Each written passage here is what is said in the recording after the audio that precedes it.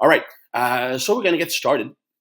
Again, you can always ask questions in the chat room. Tom Shepard, who is my head coach and also in charge of the personal training aspect, will be there to answer the questions or the most easily answerable questions, and those he deems worthy of my extreme knowledge, he will give to me at the end of the presentation. I'm extremely bad at multitasking, so there's no way I can even look at the chat room and be somewhat coherent when I present.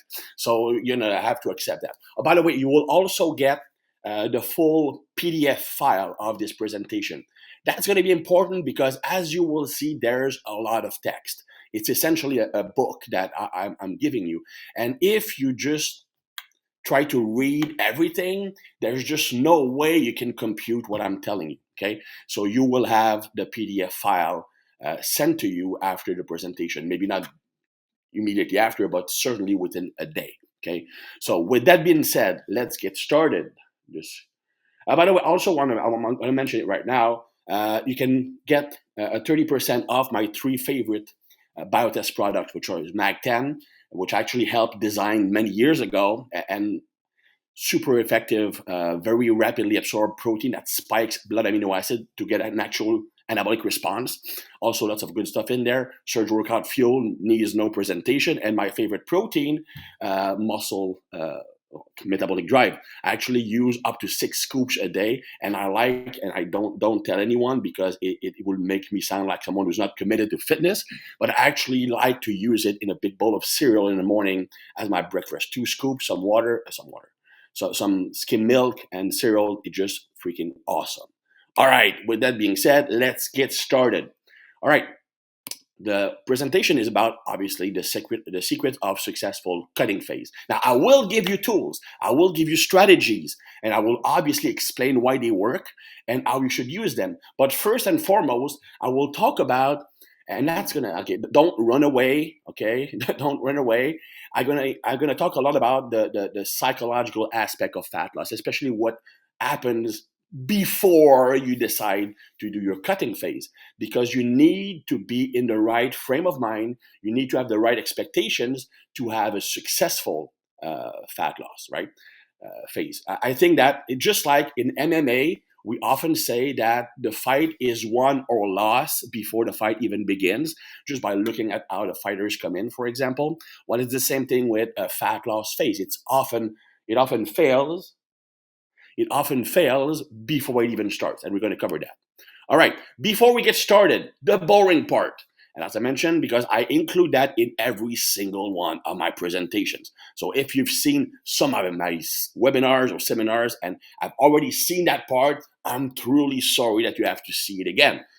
For everybody else, try not to fall asleep. But it's still something that, even though it's very dry and very general, not necessarily like specific only to fat loss, it's something that will have a significant impact on the success of your fat loss. It will also help you understand several of the strategies I will recommend during a fat loss phase. So we'll be able to talk about the role of cortisol and adrenaline. Both, by the way, are very tightly connected together, as I will establish. Okay, normally I do this part in 45 minutes, but that's not going to happen. So we're going to use the skimmed version. So cortisol. Okay, cortisol is often demonized in our field because we typically see it mostly as the hormone responsible for making you lose muscle. It's the hormone that kills your gains, bro, right? So it's the enemy. It needs to be minimized at all costs. Yeah, but no, okay? Cortisol is not the enemy. In fact, it's probably the biggest help you can have both in your daily life and with hard training.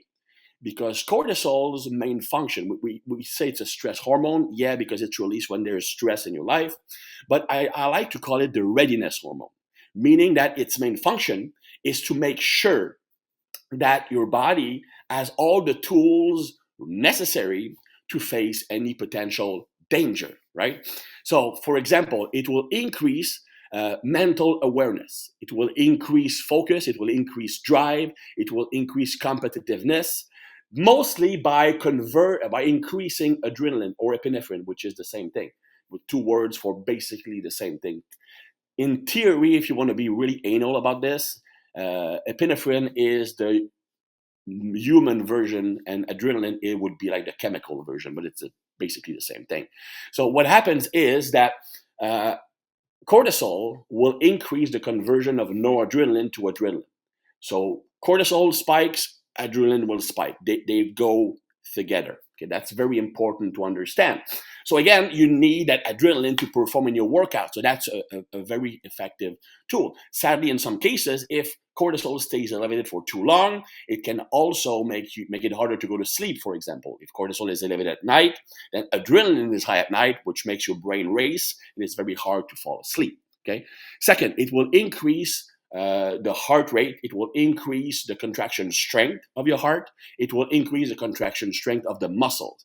So it will both help with strength, with speed, as well as endurance, because the heart can pump a lot more blood and thus more oxygen to the muscle and the organs while you're training. So again, it's very important to have cortisol while you're being physically active. Also, where it starts to be significant for diet, and that's important to understand this point when we're going to talk about, caloric deficit matters, but there's more to it than that. You don't see the slide? Sorry about that. Sorry, guys. All right. It's a good thing that I do have my support team with me. Sorry about that. Okay. At least it happened in the second slide of the whole thing. So that's, you did miss the pretty cool cover page, but I'm really sorry about that. Thanks, Alex, by the way. All right. So let's get back to the part of cortisol that will affect us when it comes to dieting. For example, first, one of the roles of cortisol, one of its function, it is to mobilize stored energy. Okay, so it will mobilize, for example, stored glucose in the muscle, glycogen, to turn it into glucose for fuel. It will mobilize stored amino acids stored as muscle tissue. That's where the being afraid or the phobia of cortisol comes from, because it does break down muscle tissue to produce energy, because that's the role of cortisol, producing energy or releasing energy. And then it will also mobilize fat, stored body fat. So cortisol, when it's elevated only at the right time, it's actually a fat loss hormone. A lot of people like to say that I have belly fat because my cortisol is high. Not really. Okay, I mean, it will come into play at some point. I will cover that in a moment. But strictly from a function standpoint, cortisol is more of a fat loss than a fat gain hormone. It's a mobilization hormone. Okay, it's also corollary to that. One of its function is to increase blood sugar when it's too low. That's going to be super important. Okay, now you do have other hormones that do that. You have glucagon, for example, that is the main hormone who does that, which does that, and you also have growth hormone that plays a small role in that. But cortisol also is a very, very powerful hormone to increase blood sugar level when it dips down too low. Okay, right from the start, you can make connection like low carbs, higher cortisol, because the need of increasing stored glucose to increase blood glucose levels. Okay, that should like ring a bell right now. It will also inhibit the immune system. That is something that is not relevant to this presentation right now. So I'm going to skip that one to save time so that we have more time to cover the more important material. So all you can see, all these things are actually very important for proper performance. Okay. Now, and survival, really. Now, you might have problems when cortisol becomes chronically elevated. Now, typically speaking, cortisol will be high in the morning. It actually helps you wake up. It's actually not the cortisol itself. It's the fact that it spikes adrenaline that wakes you up. It also mobilizes stored energy to get you through the first part of your day. And normally it would spike when needed. For example, if you're training, if you have a stressful job at work, and normally it should come back down at the end of the day, allowing you to rest and recover. Okay. The problem arises when the cortisol level stays high all the time. When that happens, there are several physiological things that can happen. I'm going to start by covering those that are the most direct interest to us right now, which is fat loss related. Okay. And where does the belief that cortisol will make you gain fat? Again, if it's elevated at the right time, it will help you lose fat. If it's chronically elevated, yes, it can make it harder to lose fat. It won't make you gain fat because it's a mobilization hormone, but it can create adaptations that will lead to a harder time losing fat. Let me explain. And I know that all of you who have heard probably 20,000 times over the past 5 days that caloric deficit is all that matters when you're losing fat are like freaking out right now. I'm going to cover that topic in about 10 minutes. I'm going to cover it. Okay? I'm going to explain that. It's all going to make sense to you. You will not have to let go of your cherished beliefs, okay? Because yes, caloric balance is the most important thing for fat loss, but hormones matter because they impact caloric balance. I'm going to explain to you later. Now, first impact of chronically elevated cortisol level on fat loss is the fact that it will reduce the T4 to T3 thyroid hormone conversion. Now, the T3 thyroid hormone is one of the main hormones that determines metabolic rate. So typically speaking, the higher your T3 levels are, the higher your metabolic rate is. So basically, you are turning up the heat in your house, so it costs you more energy just to keep the house at the same temperature. That's what metabolic rate is. Okay, so the T4 to T3 conversion is really important. Now, chronic cortisol elevation will decrease the conversion of T4 into T3. Okay, meaning that it can actually have an impact on metabolic rate by reducing T3. So excessive cortisol level is one of the main cause of low T3 levels. I mean, I've seen several cases. In fact, Tom's wife was one of them, where they were diagnosed as being hypothyroid, and they were given T4, which is what most doctors do when you have low thyroid. But if you looked at her panel, T4 was fine; it was actually high. T3 was low, so yeah, she was hypothyroid, and TSH, thyroid stimulating hormone, was normal.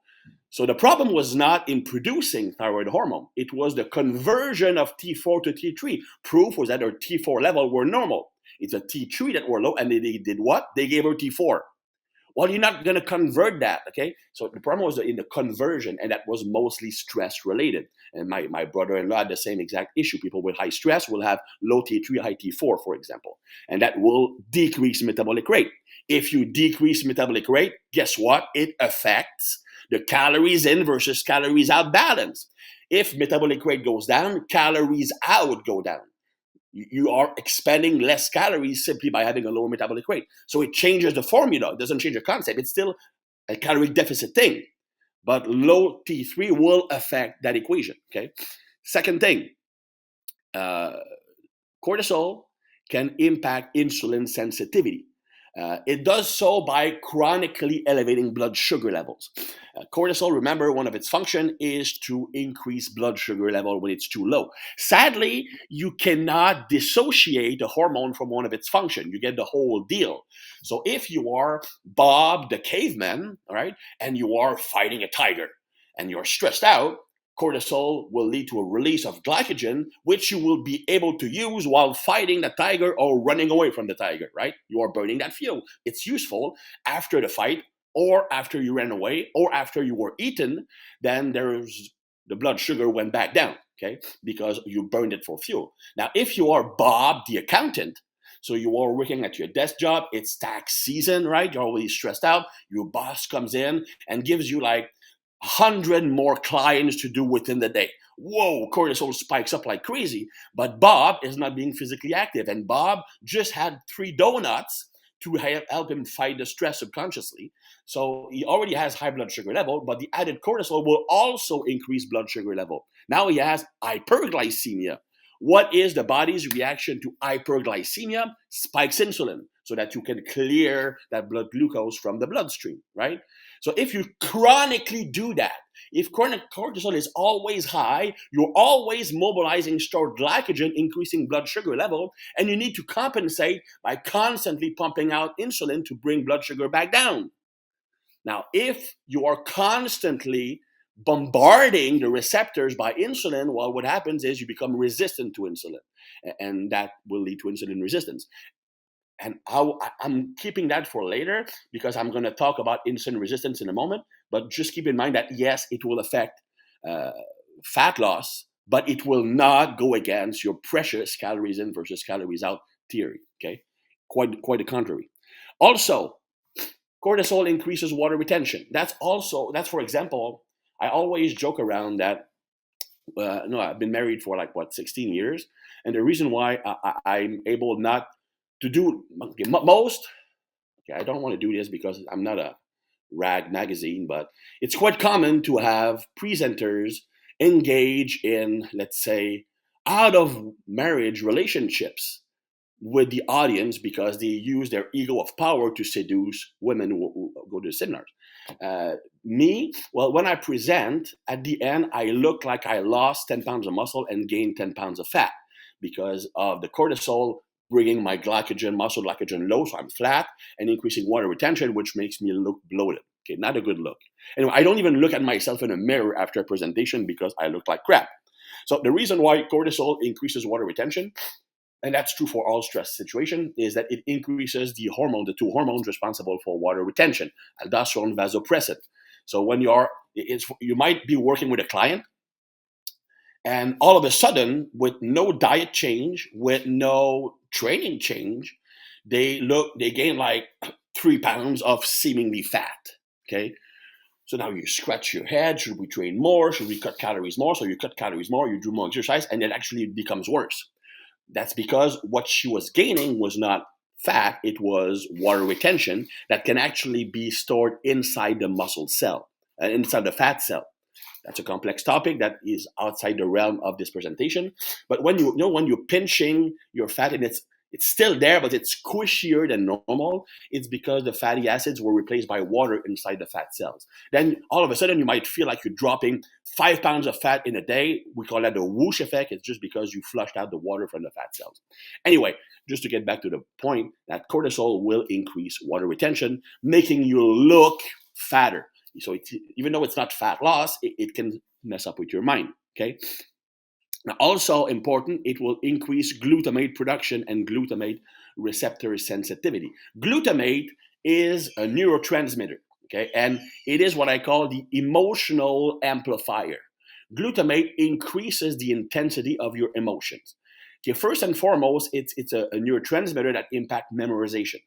But there is such a thing as selective memory. You cannot remember everything with the same detail that happened to you. It would be crazy, too much information to store. So the brain needs to choose what will be stored in your brain, what will be stored with a greater importance, etc. Okay, greater details.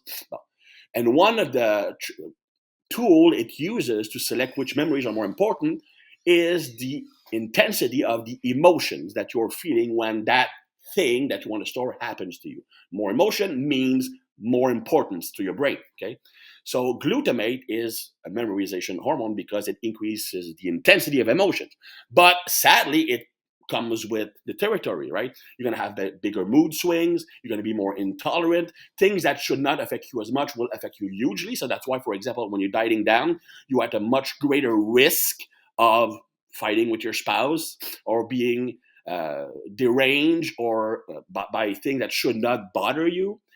And it will also make you more responsive to cheat foods, okay, because the emotion will be higher. Anyway, we'll get back to that in the psychological stuff.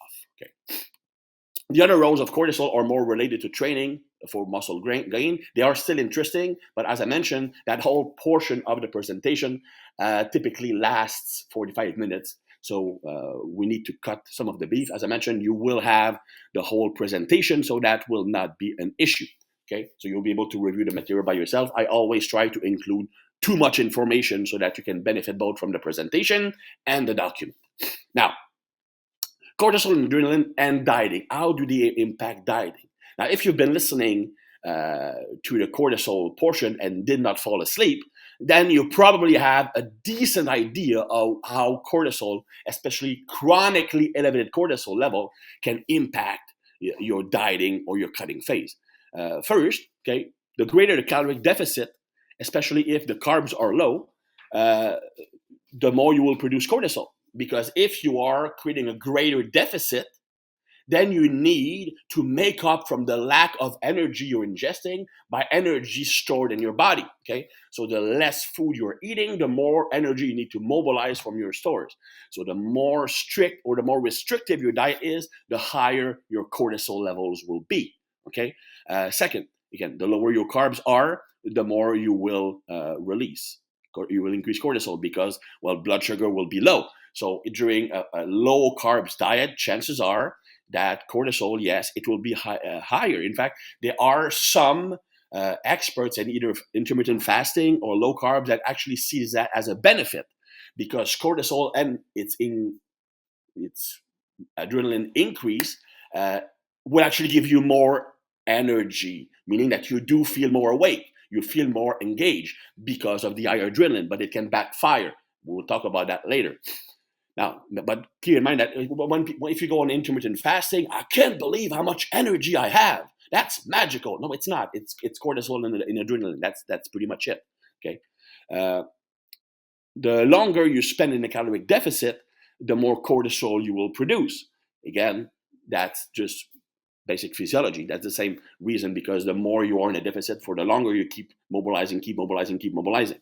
Also, chronic cortisol elevation is one of the main reasons behind metabolic adaptations. Now, metabolic adaptations often referred to as the starvation mode, which doesn't happen, but there is the risk of decrease in metabolic rate as you're dieting down. Uh, because both your T3 level will come down, which we covered earlier, and also because leptin can come down, which will also affect metabolic rate. And these two hormones are heavily influenced by carbohydrates level, which we will cover, especially for the leptin portion a bit later on. But for now, understand that the more restrictive your diet is, the lower your carbs are, the more cortisol will be elevated. That doesn't mean not to go on a low carbs diet. When I will explain the strategy I use with clients, you will see that I actually have phases of low or almost zero keto type carbohydrates intake, but they are used for a purpose. Okay. Now, you might not be able to read all of that. I certainly can, because I have like a super small screen. I'm going to try to make it bigger. All right. It's not that much bigger, but I have bad eyesight. So you can be able to read that. So I took that from my tutor. It was mostly about training, but I think it's perfect to explain what's going on with the nutrition industry, or instant nutrition right now. Okay, so you have the race car driver who's very experienced, a very good driver. He's asking his coach, so the theoretical expert, what can he do to go faster? So the expert tells him, well, you have to push the gas pedal, all the way down to get faster. So the pilot says, well, okay, I got it, but do you have anything else to do that? Then the coach asks, well, are you sure that you're really pressing all the way down?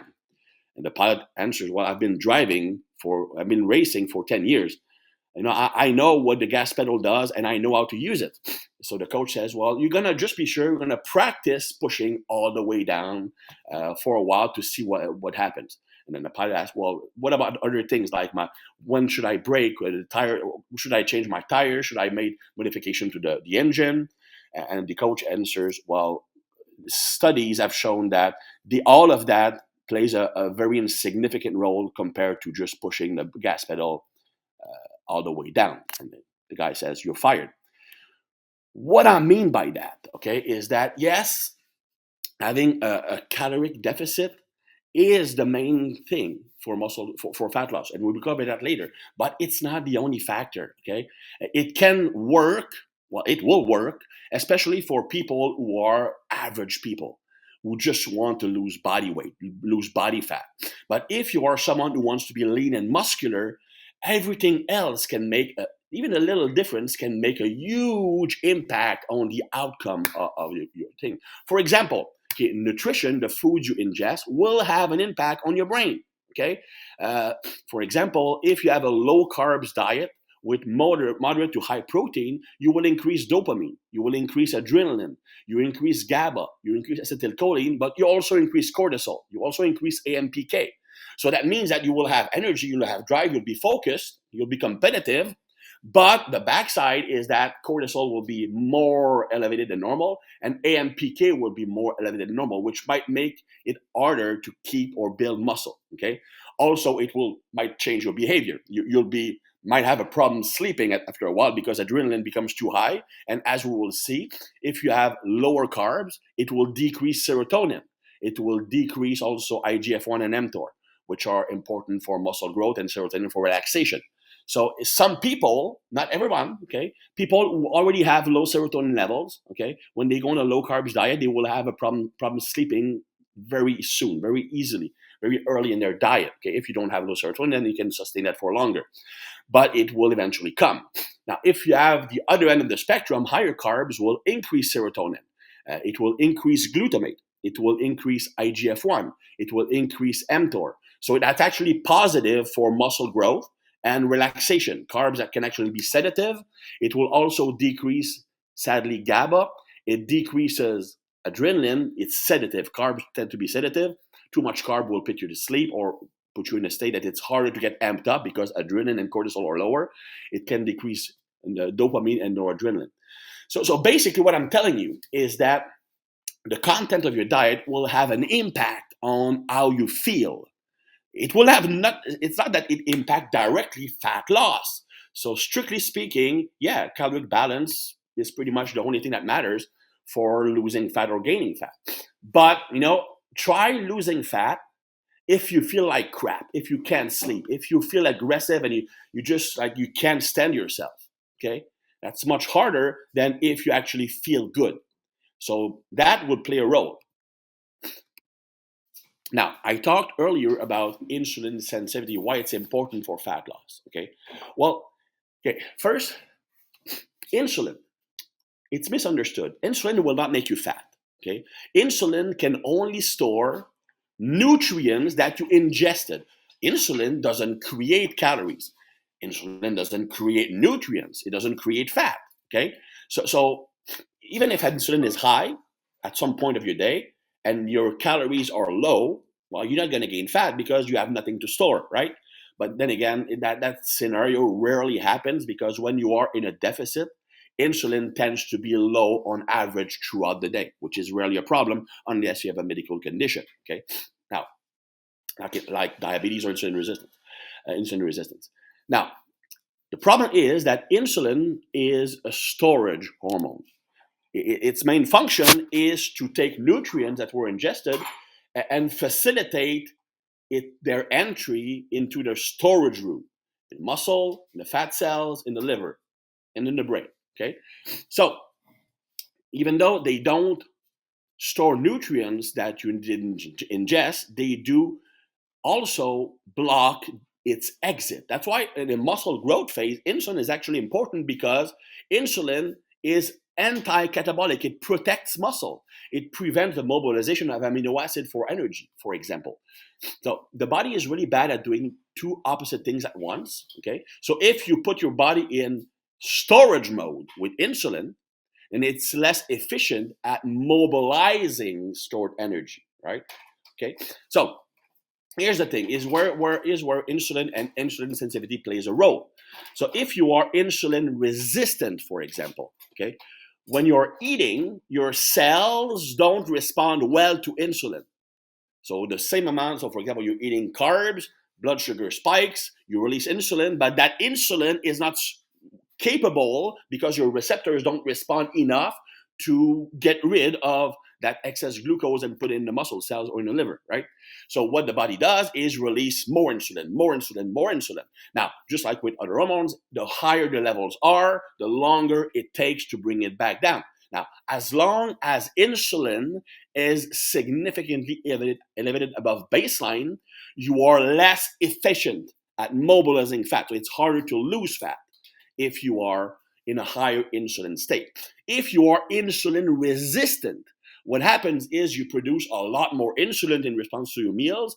Insulin stays elevated for longer, so you have a longer period of your day where you are less effective at mobilizing stored energy. Okay. Furthermore, and that's something that you can learn from Professor Ben Bickman, who's a metabolic scientist at BYU, that high insulin levels actually slow down metabolic rate.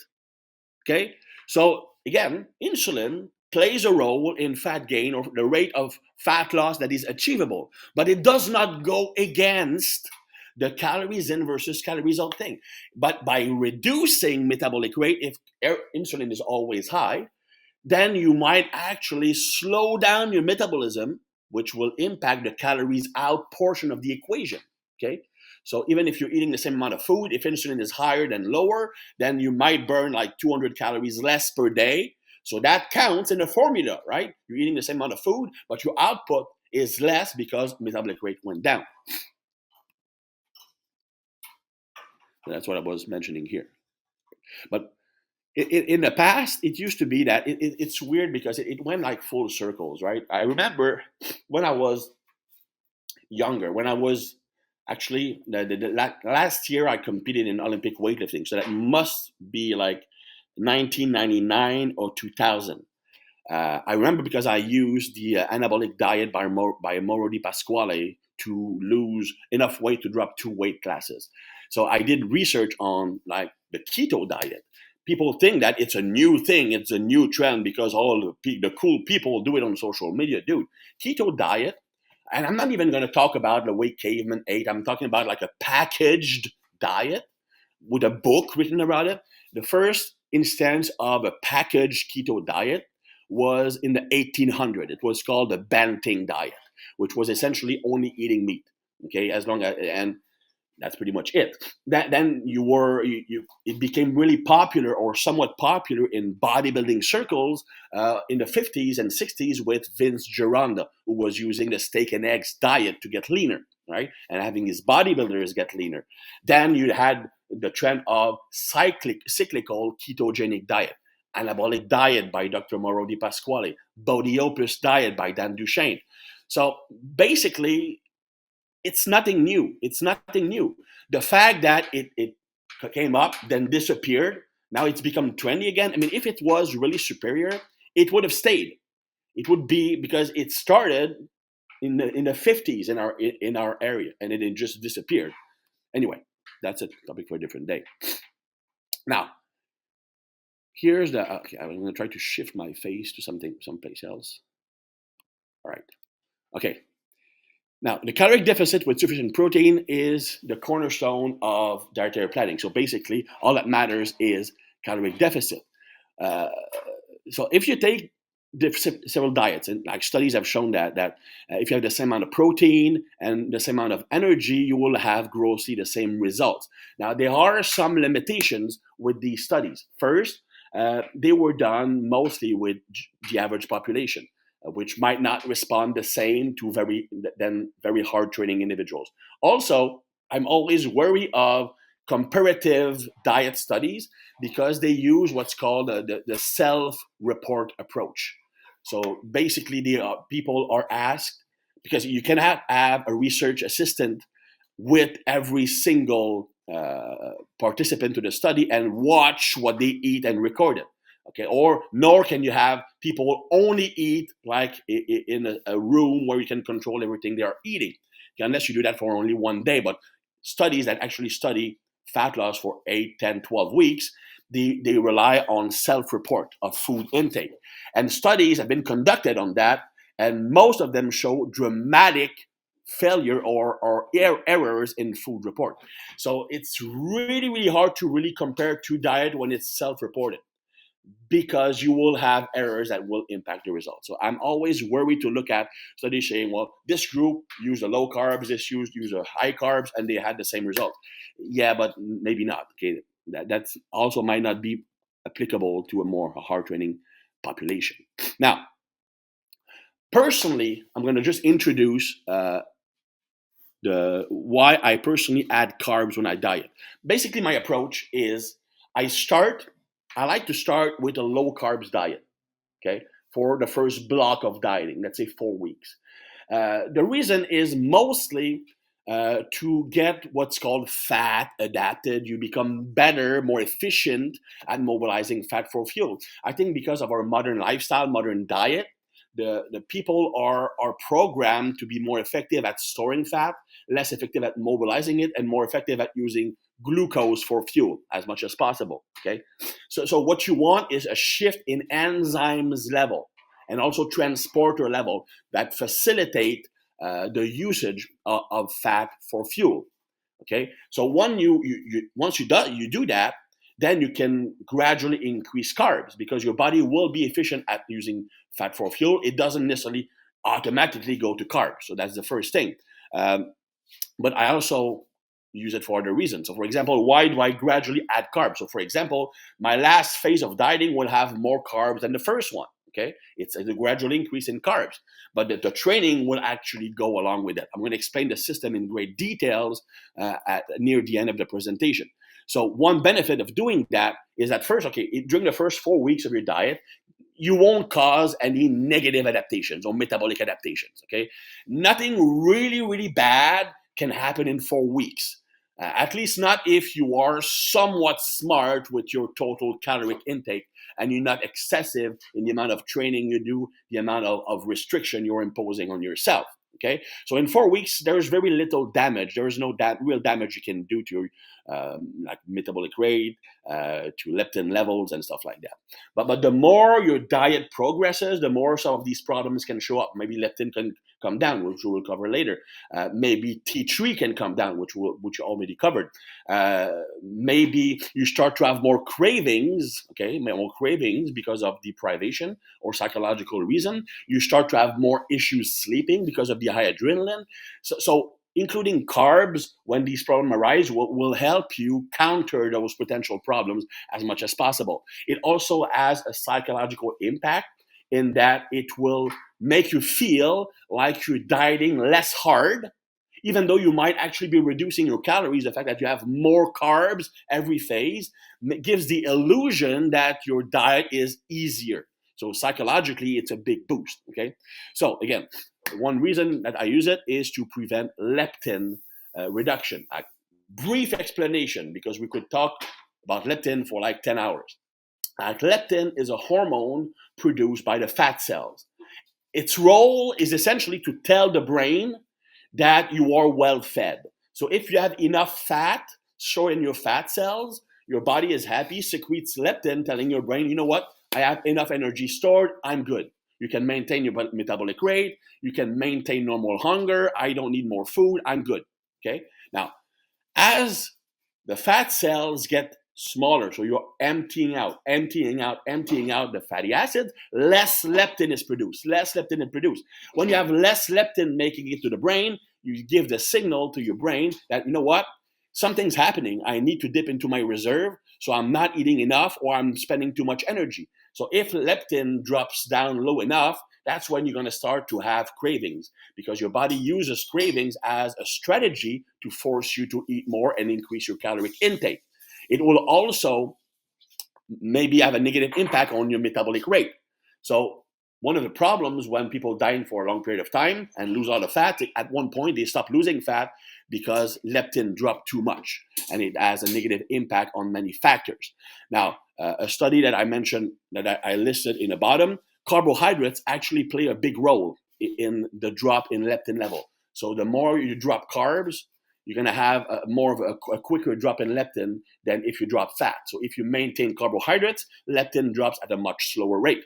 We also already saw that it also helps you maintain T3 levels, because carbohydrates are involved in the conversion of T4 to T3, which is important to maintain metabolic rate. And then it helps the enzyme responsible for the conversion function. It also decreases cortisol, which will decrease the problem with that conversion.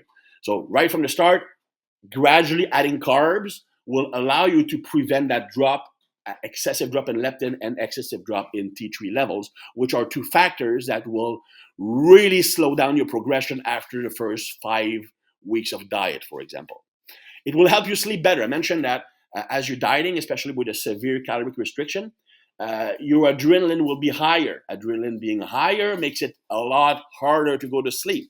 If your adrenaline is high at night, then, well, you know what? Your brain is racing. You have the hamster running on a wheel in your head. You're creating stories. You just can't get to sleep.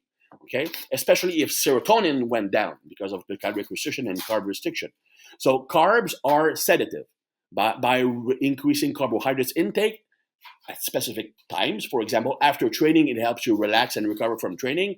Or in some phases, when it becomes more problematic, I will add carbs at the end of the day to favor sleep. That will help you sleep better. Then, you also want to give fuel for the training changes. You will see that the way I program a fat loss phase and I'm going to show that in the end of the presentation. That's my way of forcing you to stay in, is that I gradually increase the intensity and the volume of training. I will start with, like, for example, no high intensity intervals, no loaded carries. Training is more in the lowish reps, like 6 to 8, even lower, to use the least amount of glucose possible. So that I want to shift my metabolism to using mostly fat for fuel. I will do lots of steady state cardio at that point, not necessarily because it's great at burning fat, but because it's effective at improving your capacity to mobilize and utilize fat, which will translate into a faster fat loss down the line.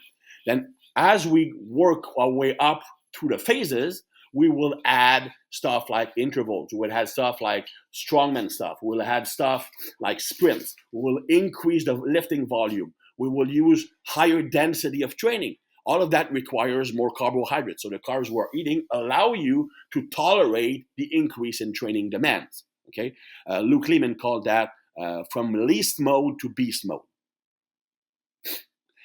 He also give the illusion of dieting less hard. So psychologically, it can help you power through, because you know that with every phase, so roughly 3 to 4 weeks, it's going to feel easier because you're going to get a little bit more carbs. So it kind of looks like this. Obviously, the numbers are random. Okay, it was just because I needed something. Don't use these numbers as a starting point. It's just to give you an impression of what it looks like. So phase 1, I will detail the phases later on, by the way. So as you can see, the lifting volume is low. It's more strength related. Steady state cardio is fairly high, and the high intensity metcon or high intensity intervals are low to non-existent. Okay, so as you can see, carbs are low, 50 grams or less, almost a keto level. Fats are higher. So as you can see the progression from phase to phase, you can see the amount of training, especially high intensity training, increasing. You can also see calories are decreasing very slightly. They could actually be maintained because energy expenditure will increase because you're training more. Protein level is the same.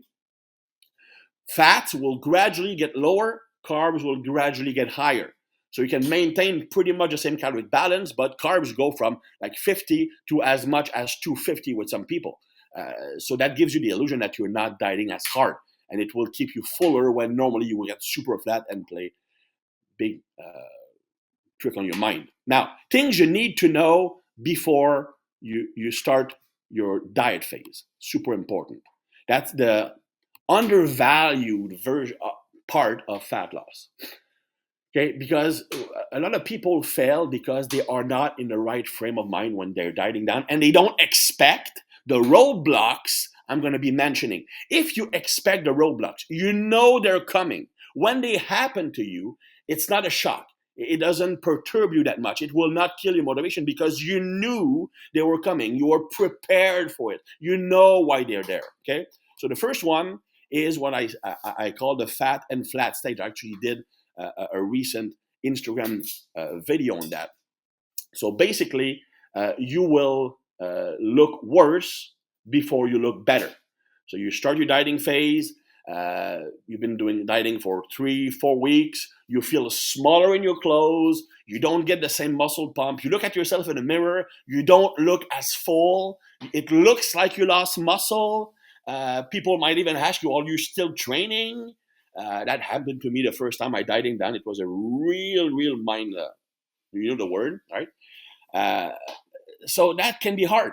But understand that because you know you're making your efforts, but you're not yet looking better. In fact, you're looking worse because you're smaller. Your muscles feel smaller, but you're not yet defined. I call that the fat and flat stage. You have not lost enough fat to get lean, but you lost enough glucose, glycogen, water, and intramuscular fatty acids, and fat to look smaller.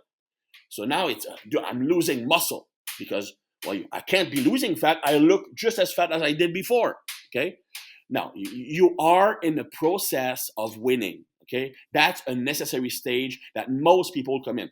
Exceptions would be bodybuilders using a high amount of steroids and fat loss drugs. That obviously changes the physiology, but most people will actually have that happen to them. Okay, So what happens is you're simply emptying up your muscle glycogen, you're losing intramuscular fatty acids. Even fat can actually make you look more muscular if you have some muscle, because it's like adding a layer of clothing so that makes you just occupy more space. But in reality, you're not losing muscle. Okay, that's super important to understand. Unless you're like 8% body fat, there's very little chances that if you're training hard, if you are eating your protein and not doing a crazy caloric restriction, you will not be losing muscle. Okay, you will not be losing muscle. Don't worry about that. Now, another thing that is a real issue that can reinforce what I just said is that there's a good chance that some of your lifts will come down, reinforcing the illusion or the belief that you are losing muscle. Well, if I'm looking smaller and my bench went down 30 pounds, I must be losing muscle. Not exactly, because strength is not just a matter of the actual muscle mass you have. Yes, there are neurological factors, but also a matter of stability. Okay? The more stable your body is, the more of your force potential it will allow you to apply to the bar, because it feels secure in producing a high amount of force, of torque, without injuring itself. The more unstable you are, the less force you can produce. That's why if you're squatting on a bocce ball, you cannot squat as much weight as if you're on the floor. That's why if you're using the hanging bend technique on the squat, you cannot squat as much as if you're just squatting with a normal bar, right? So there is active and passive stability. Active stability is created by the muscles. So muscles, like for example, that stabilize a joint, can contract while you're working to make that joint more stable. There will be a contraction of the antagonist muscle as well as some smaller synergistic muscle to stabilize the joint. But there's also passive stability, basically accumulating tissue around a joint, packing that joint with lots of stuff, creating pressure on that joint to stabilize it. So we were talking about muscle glycogen, talking about water, subcutaneous and intracellular. We're talking about intramuscular fatty acids. We're talking about stored creatine, if you want to go there. Anything that will increase the volumization of the muscle by filling it up with stuff. And even fat around the joint will also increase that pressure and create stabilization. So as you're losing fat, as you're losing water, as you're losing glycogen, as you're losing maybe creatine even, then that pressure on the joint decreases, making you a lot less stable. A lot less stable, sorry about that. So that lack of stability will lead to a decrease in strength. In fact, what often happens, let's take the bench press, for example, because the shoulder joint being the most unstable joint will be the most affected by the phenomenon I'm talking about. Your tricep extension or tricep isolated exercise will be just as strong, even stronger. Your lateral raises and front raises will be just as strong, if not stronger. Your pec deck or fly or cable crossover will be just as strong, if not stronger, but your bench press went down 30 pounds. That is the typical scenario of what happens when you're dropping weight rapidly in the initial stage, and that's the proof that it's solely a matter of stability, because all the muscles involved individually, when they are working on a more isolated, so less unstable movement, you don't have any drop in strength. But if you are doing the compound movement, which creates more of a challenge at the joint, then you decrease. So you need to be aware of that. It's not fun. It's not, especially if you value strength. But knowing why it happens will help you understand that you're not necessarily losing muscle. Okay. Another point that you need to prepare for it. Even once you reach your goal, you will look a lot smaller in clothes. I took that image from a TV series I really enjoyed, Kingdom, about mixed martial artists. And the character here, played by Jonathan Tucker, looked completely shredded and crazy when he doesn't have his shirt. But with his shirt, you would swear that guy never hit the weight room. Okay. The fact is that even if you get super shredded, yes, you will look a boatload better when you are shirtless. But when you have a shirt on or a hoodie or whatever, you will look a lot smaller. I remember when I did a photo shoot in 2016, my staff at the time, which stopped working for me immediately after that, when that happened, had the bright idea of doing a live, an Instagram or Facebook or Instagram live while I was doing the photo shoot. So between takes of taking pictures. I would put my shirt on and just talk to people. And people were commenting, what happened to Tip? Did he stop training? Does he have cancer? Because I looked like super small. Because, well, you know what? If you lose 30 pounds of tissue, even if it's fat, it's 30 pounds of mass that you don't have around your body. So you occupy a lot less volume and space.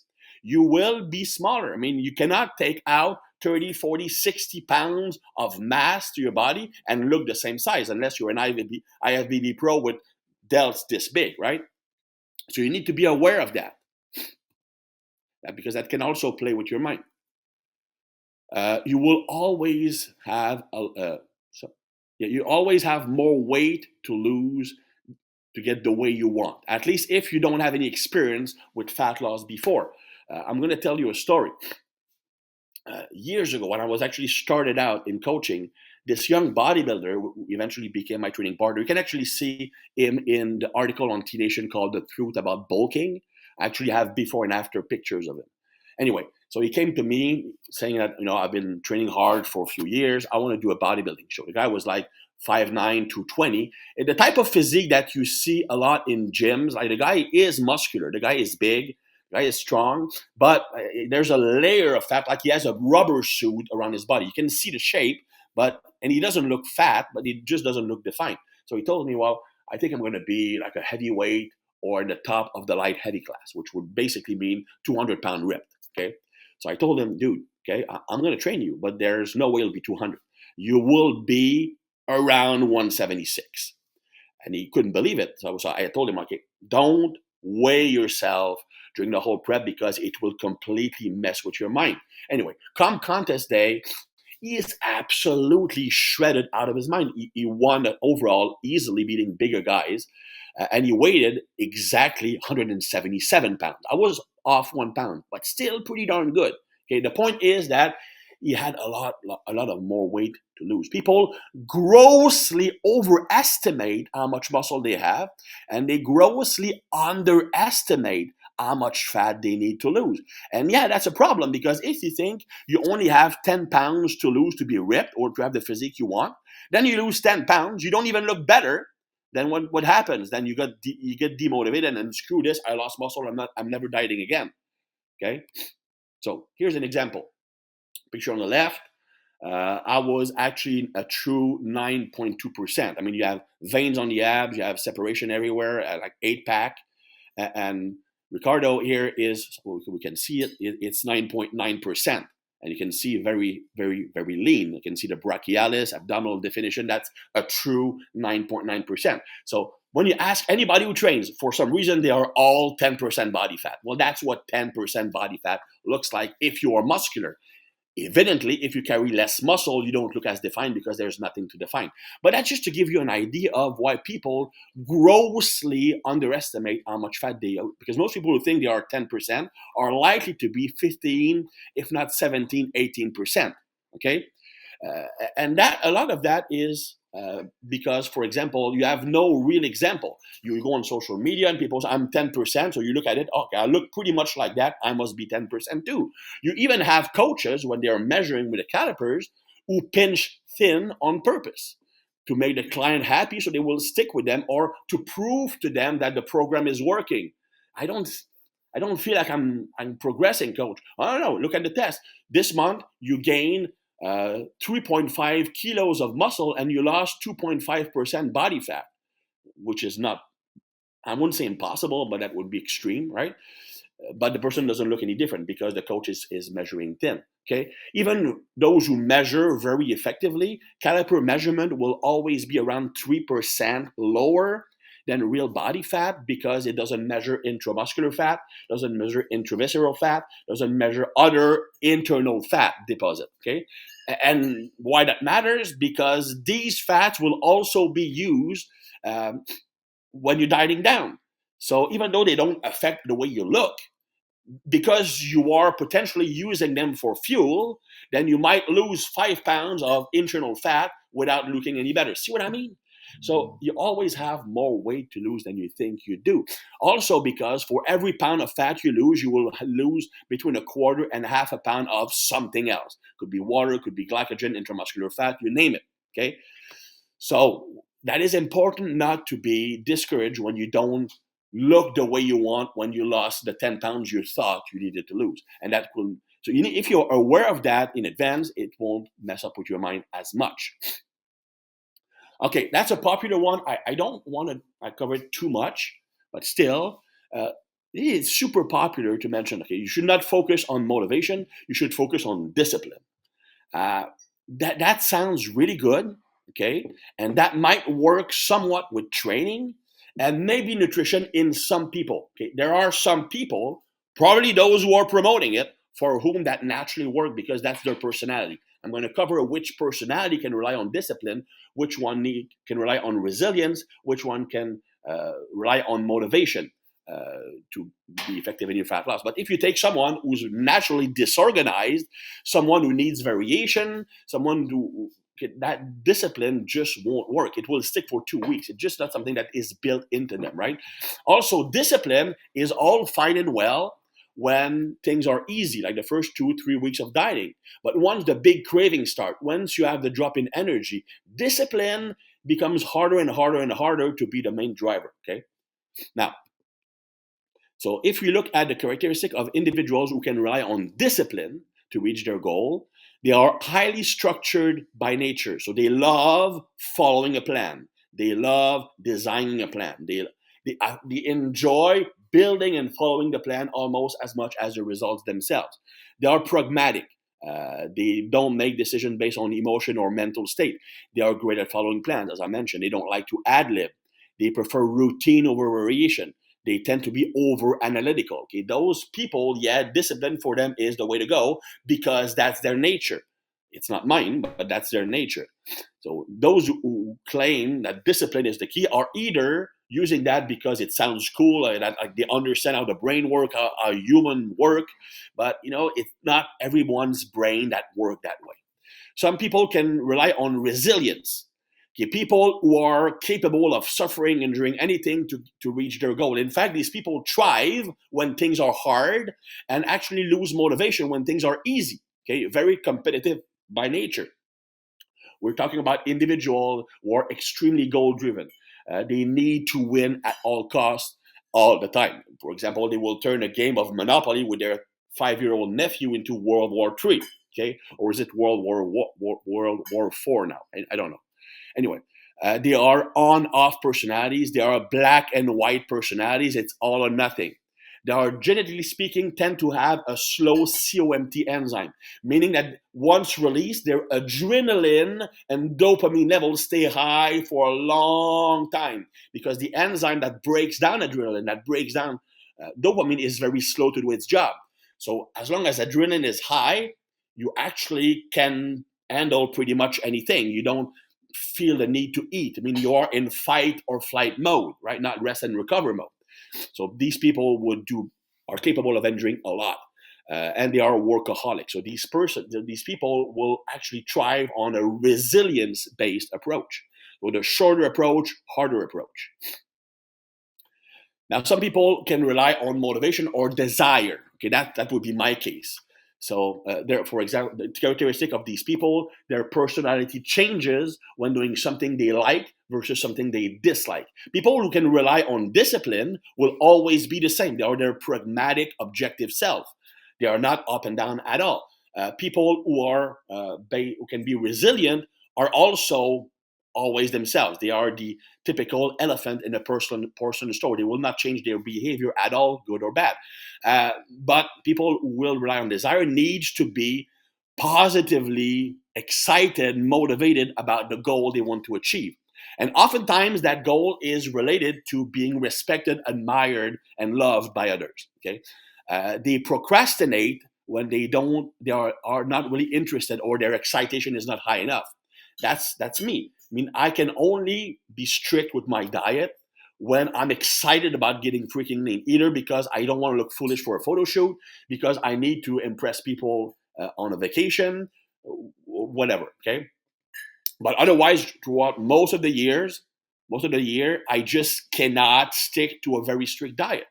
Uh, I I cannot tell myself I'm going to be disciplined, and it always goes to crap because it gets boring. Okay. Uh, I need to be motivated or excited to do something. Tendency to model themselves on people they admire. Okay, so these are the typical. Okay, they become mini Thibodeau, they become mini Poliquin, they become mini Paul Carters. Basically, they find one person that they admire, and that becomes automatically the word of God. Everything that person says, which is very dangerous behavior. Anyway, but that's a trait. I'm like that. I mean, I remember I was at one point wanted to get back into Olympic weightlifting, and I found like Klokov's program when Klokov was a big thing, and I was like all excited to train like Klokov, and actually I was walking like him. I bought the Russia shirt that he was wearing. I bought the Klokov's bar. I mean, that's me. Okay, that's weird because I mean I'm a training expert, but I was still like the fanboy and happy to do a program without even knowing if it's sound or not, just because Klokov published it. Okay. They have more frequent changes in behavior and personalities. Basically, they are Dr. Jekyll and Mr. Hyde, Bruce Banner, and the Incredible Hulk. And they prefer variation over structure. Okay, so these people will rely more on desire, and they are the furthest away from discipline. When it comes to resilience, DHEA level, and more importantly, DHEA to cortisol ratio. So higher DHEA, lower cortisol, actually increases resiliency quite a bit. So people who have higher DHEA and likely higher testosterone tends to be more suited for the resilience approach. All right. Another thing you need to be aware of before you start. Another thing you need to be aware of before you start your diet or your cutting phase is that you will get demoralized by your progress pictures.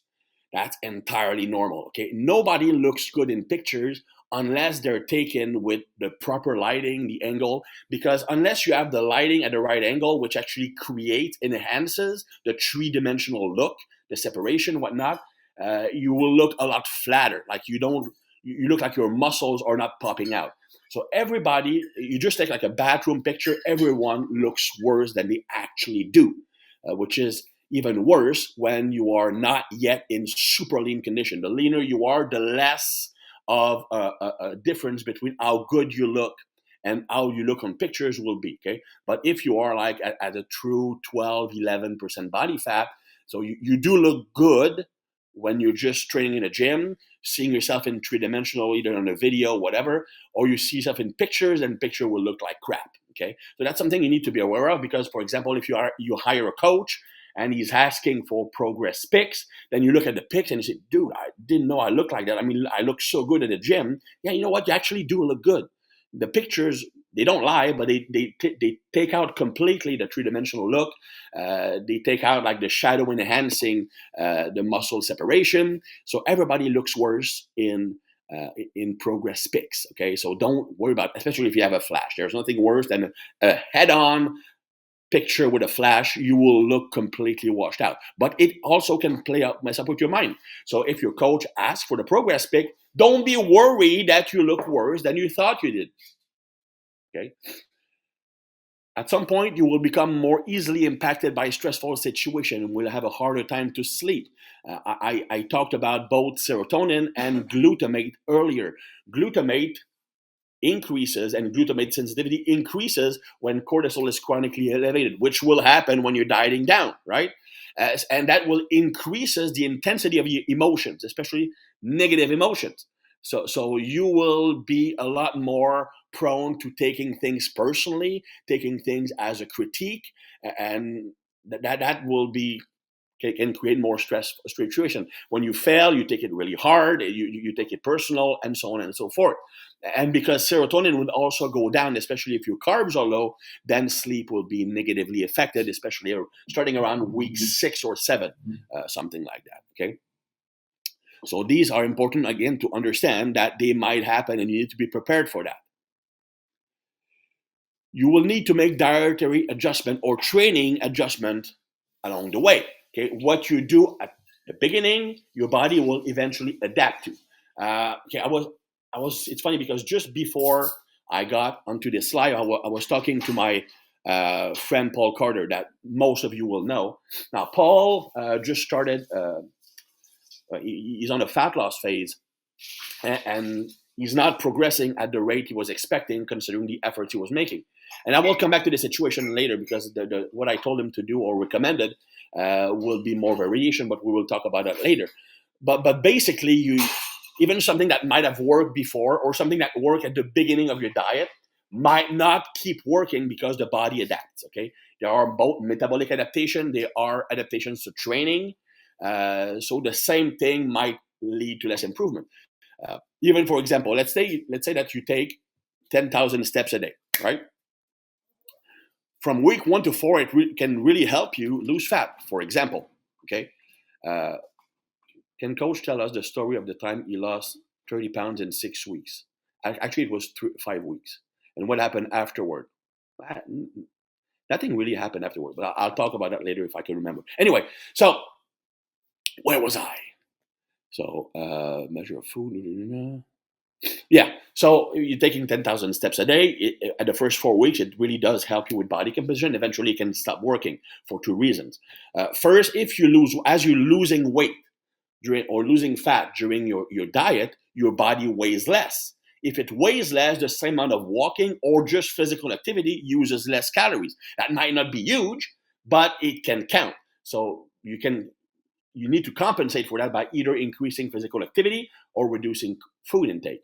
Also, when it comes to walking, you can become a lot more efficient at walking. You can become more efficient at jogging. The more efficient you are, the less calories you burn for the same amount of activity.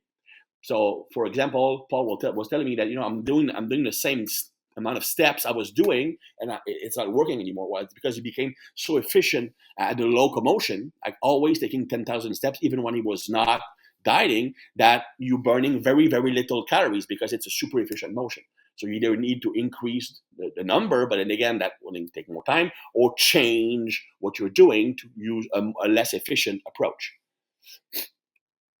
So you will need to make adjustments. So here I have a table that you will have. I will not read that, but how to make calories adjustment. But you can also make adjustment from a level of activity standpoint. You saw earlier in the strategy I use, calories stay pretty much the same throughout. They can vary down or stay the same depending on the progress, but activity level increases throughout the 4 phases. So as you increase physical activity, and that's I will cover that topic later, but people think that caloric deficit is only about eating less. No, it's not. Caloric deficit means that you are using more calories or more energy than you are ingesting. That can be done by ingesting less, but also by moving more. Okay, so I personally prefer to increase the level of physical activity than decreasing food as much as possible. I'm going to explain why in a later portion of this webinar. All right. So one thing I like to say is that, and that's how I know that someone will be capable of seeing his fat loss phase through the end, is if they ask, when is my cheat meal, before they even start. If you ask when's your cheat meal before you start, you will not be able to reach your goal. Okay, I guarantee it, because the cheat will become so much the center for you, because you romanticize it. You take a huge place that eventually every day, like the 5 days before your cheat, you will think about your cheat. Okay, and that will make the days unbearable and the cheat excessive. Now, let's talk about cheating or refeeds. So, for example, there are some benefits. They can help prevent the drop in leptin. Again, carbs are more effective at preventing leptin drop than fat.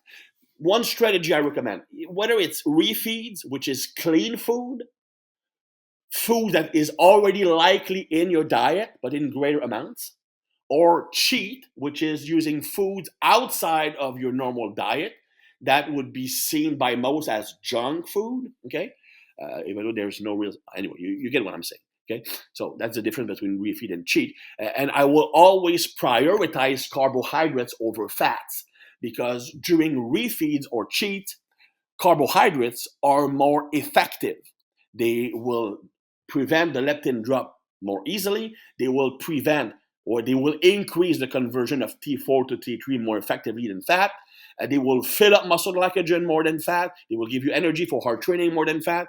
They will make you feel better because of the dopamine release, and calm you down, help you sleep more than fat because of the increase in serotonin and a decrease in adrenaline.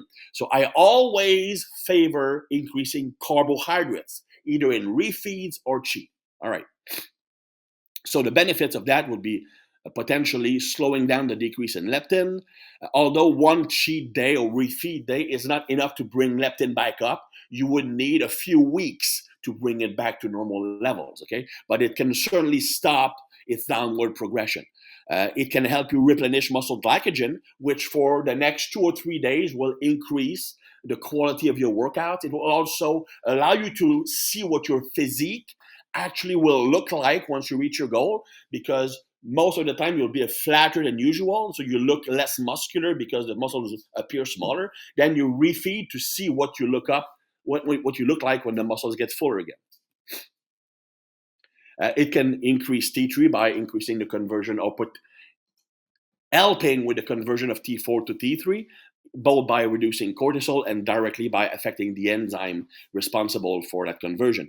A large caloric or carbs intake, especially carbs, will spike mTOR, will spike IGF-1, will spike insulin. So all of these three things, so one enzyme, two hormones, are anabolic. So if you have a refeed or even a cheat that is carbs dominant, you will have a greater increase in mTOR, which increases protein synthesis. You will increase IGF-1, which is anabolic, and you will increase insulin, which is both anti-catabolic and anabolic. Ideally, you would have that cheat or refeed after a workout to make the most out of the stimulus you impose on your body. It can restore mental clarity if you're having issues there. And one thing I want to mention is the only real benefit I see with using cheats instead of refeeds is mostly to stay capable of properly digesting and absorbing that. I know a lot of bodybuilders who use what's called the shit loading approach when they peak for a competition. So they basically just, like, in one meal or like half a day before the event, they just cram as much cheat food or crappy food as possible to look freaking big. But if you have not been eating that food at all throughout the whole prep, there's a good chance that you will have a lot of inflammation, bloated stomach, problem digesting it. Okay? And that will completely, obviously, screw up your peak. Potential drawbacks of both cheating and mostly cheats, okay? Refeeds, of course, if they're too often, they can slow down your progress, but a lot less than cheats. Okay. Keeping trigger food in your weekly diet will make you crave them. So I'm talking about the junk food, the cheat meals. For example, if you're a Coke addict, would you go on and say, okay, don't have any Coke from Monday to Saturday, but Sunday you can have all the Coke you want? I mean, how smart is that? You'll be craving Coke all the time. You'll never be able to fight the habit, right? In fact, if anything, you will romanticize cocaine even more. It will become like that thing that you at the top of the pyramid when you climb your way up. All these efforts, and I get my reward at the end. So you're actually making it like more important to you than it was before, in making the problem worse. Obviously, I'm talking about cheat food. I'm using the cocaine as an example. You're much more likely to splurge during a cheat than a refeed. Okay, if you are increasing the amount of rice or potatoes you're eating, well, it's very unlikely that you will turn that into a binge. Okay, yeah, I'm gonna eat 10,000 calories of rice. Good luck with that. Okay, but cheat food like burgers, pizza, ice cream, candy, pastries, cake, that's pretty easy to binge on, especially if you've been deprived for a while. Big splurges can lead to compensatory behavior. You feel bad about eating all that crap, so the next day you almost don't eat at all, or you do triple the amount of activity. But that creates a vicious cycle, because now you will feel even hungrier, you will have more cravings, and you will splurge again, and so on and so forth. Okay, very bad thing. And eventually we're going to see a cheat as a reward, which will build an unhealthy relationship with food. So here are my rules of cheating. First, don't have refeed or cheat day built in. Okay, I don't have a cheat day. So if someone asks me when is my next cheat day, I'm going to answer, I have no idea. Okay, I have no idea. I can't even guarantee you will have a cheat day. You're probably going to have a refeed, but I can't guarantee you're going to have a cheat day, much less a cheat day per week. Typically, I'm using those on a need-to basis. Is there a significant drop in performance? Are you being super flat for like 4 days in a row? Is your body temperature dropping down? If it drops down, it indicates that T3 level is getting lower, so you might want to bring that up. So it's on a need-to basis most of the time, okay? And it's always one meal most of the time. Always diet for the first full 3 weeks before even considering adding a refeed, much less a cheat. There is no physiological reason to require a refeed unless you've done something completely stupid for the first 3 weeks of dieting. Especially in my system where the goal of the first 3 weeks or 4 weeks is to become fat adapted. Like splurging on carbs would kind of defeat the purpose of increasing the adaptation to using fat for fuel, okay? Most of the time, for most people, I go with clean refeeds. Okay, I'm not gonna lie, as I mentioned here, if the macros are similar, then that's gonna be pretty much equivalent. The only thing is that it's kind of hard to eat just a small amount of cheat food when you're dieting. Okay, yeah, you can have one cookie because one cookie will have, okay, let's say 3 cookies. You can have 3 cookies because there's gonna be like 100 grams of carbs, so you're fine. But once you get started on those 3 cookies, the whole box is gonna go. Then you're gonna go to the grocery store and you're gonna take the grandmother out of the way to take the last box of cookies home, right? So it's not that. I mean, that's the thing with that. If it fits your macro approach, they forget the psychological and mental impact on food. I mean, junk food is much easier to overeat on because smaller portion for the same amount of food, and of course, it creates in your brain the desire for more of that food. Okay. The Rock can have a cheat day, but you can't. I mean, The Rock is known for his huge cheat days with pancakes this high, but The Rock is pretty much at the body fat level he wants to be year round. Sometimes he might need to drop a few pounds here and there, but he's already always lean. So for him, the goal is not to lose fat, it's to maintain fat. So a cheat day won't hurt him if he's strict for the other days. Also, The Rock is 260 pounds lean. You're probably not. And he's probably, and again, don't want to start a big thing with that. He's probably using performance enhancing drugs, which changes things. It makes you more insulin sensitive, for one thing. It increases glycogen storage. It reduces fat storage. Many things that will be different for the natural person, okay? Ideally, refeed and cheat meals should be done after a workout. Ideally, a workout for your weak point. I mean, you're gonna get a higher level of mTOR activation, higher insulin, higher IGF-1. Might as well like use your cheat to potentiate the result of your workout. Do not adjust after a cheat day. So you have a cheat meal that was not planned. That will happen. That's something you need to be aware of. Okay, unless you are like one of the few unicorns that can go 12 weeks without a single, like failing your diet, a single day, a single meal, it will happen. You will have a night out with your family. You will have dessert. You will have one cheat. You know what? Don't change anything. So, for example, do not think, well, I cheated, might as well enjoy the rest of my day and start again tomorrow. That never ends well. Or, okay, I had a cheat today, so I'm going to double my cardio tomorrow, or I'm going to eat less calories tomorrow. That always backfire. It will create, as I mentioned, a vicious cycle where you're going to crave food more, and that will never end up well. Do not prepare for a cheat. I mean, I've seen people like start planning or thinking about their cheat, what they're going to be eating on Monday for a Saturday cheat. Okay. The problem is you're creating what's called the Star Wars phenomenon. The Star Wars phenomenon, remember when, okay, you have to be of my generation to understand that analogy. When I was a kid, Star Wars was everything to us. It was magical. It was formidable. So when they announced the new Star Wars, the first of the new films, dude, that's gonna be so freaking awesome. Can't wait to see it. Now, okay, you build yourself up, you build your expectations. Then you get to see the movie. Even if it was very good, which it wasn't, but even if it were very good, you would still be disappointed. Same thing with your cheat. If from you start to plan, I'm going to eat this, I'm going to eat that, and you visualize it, and that's going to be so awesome. It will never live up to the expectation. So what will happen is you will make your cheat bigger and bigger and bigger to try to get the feeling that you were expecting. Okay, and that's never good.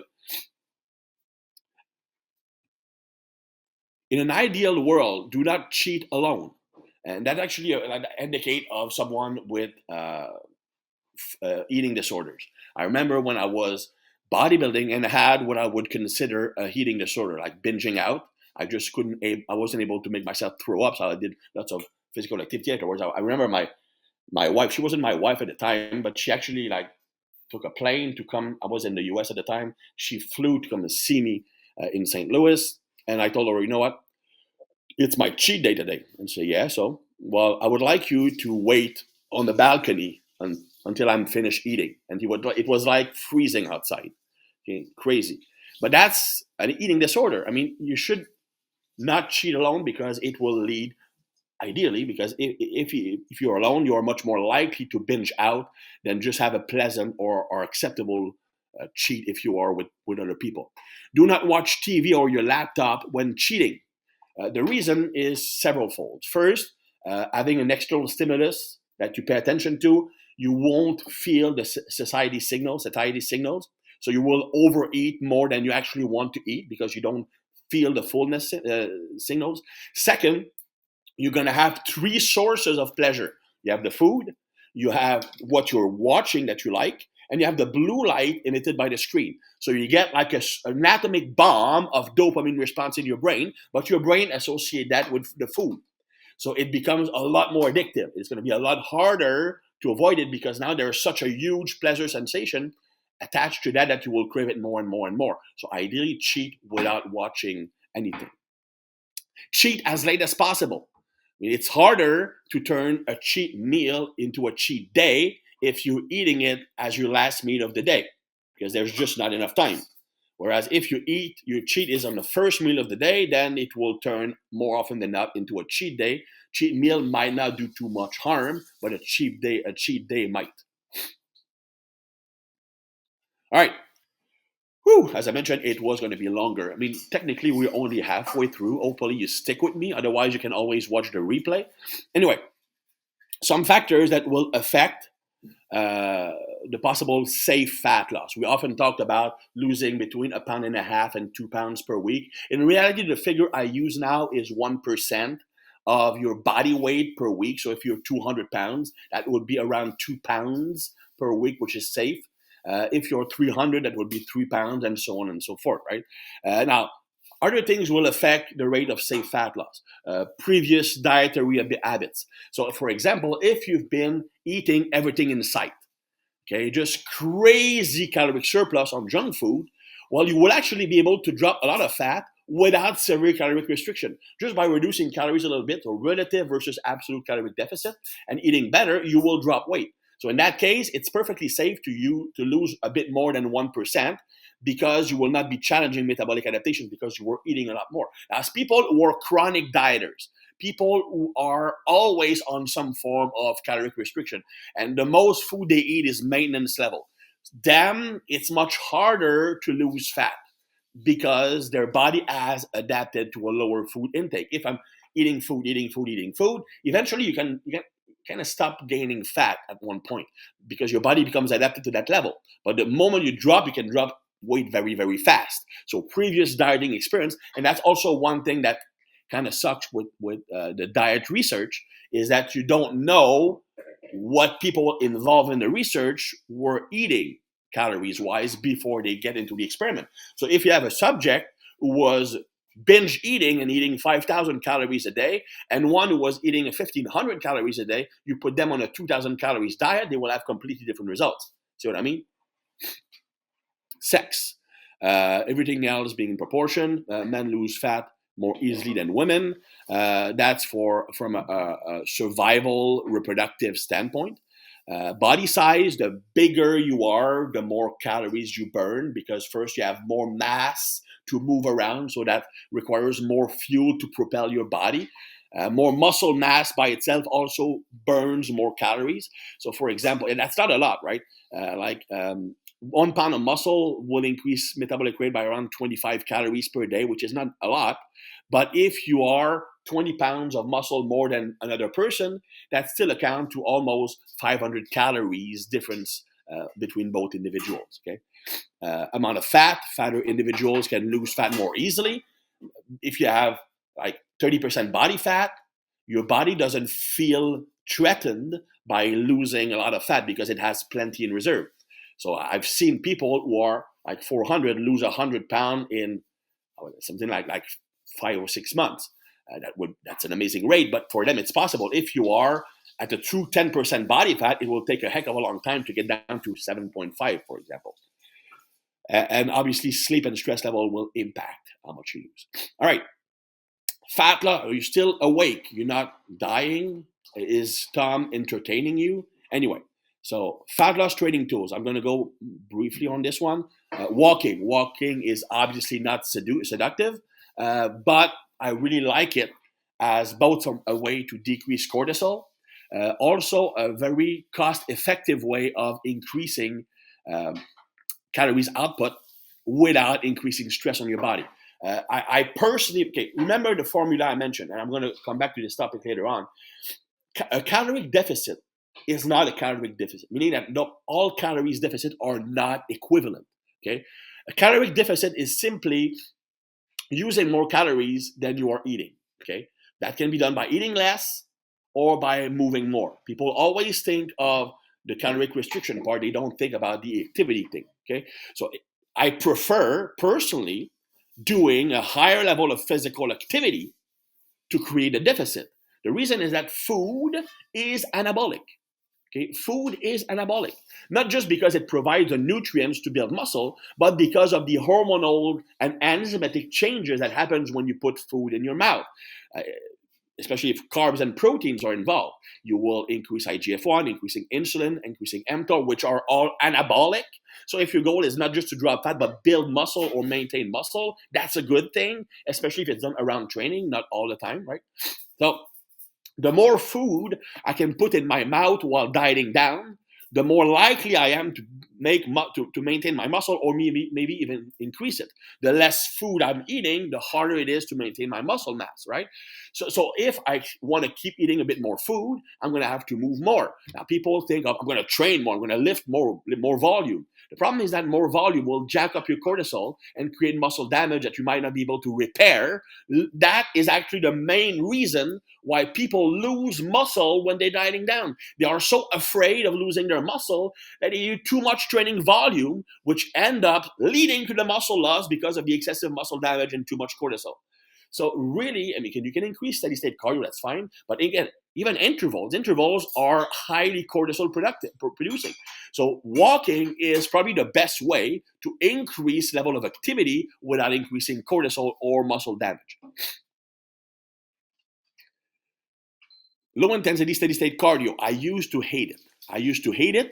The fact is that I always get leaner faster, more easily when I do cardio. Again, not because it's a great fat loss tool. Okay, it's not efficient, meaning that the amount of calories burned per minute is not high, but it's good to increase the enzymes responsible for mobilizing fat and using fat for fuel. The more of these enzymes you have, the more you're capable of burning fat in that 24-hour period. So that's good for that.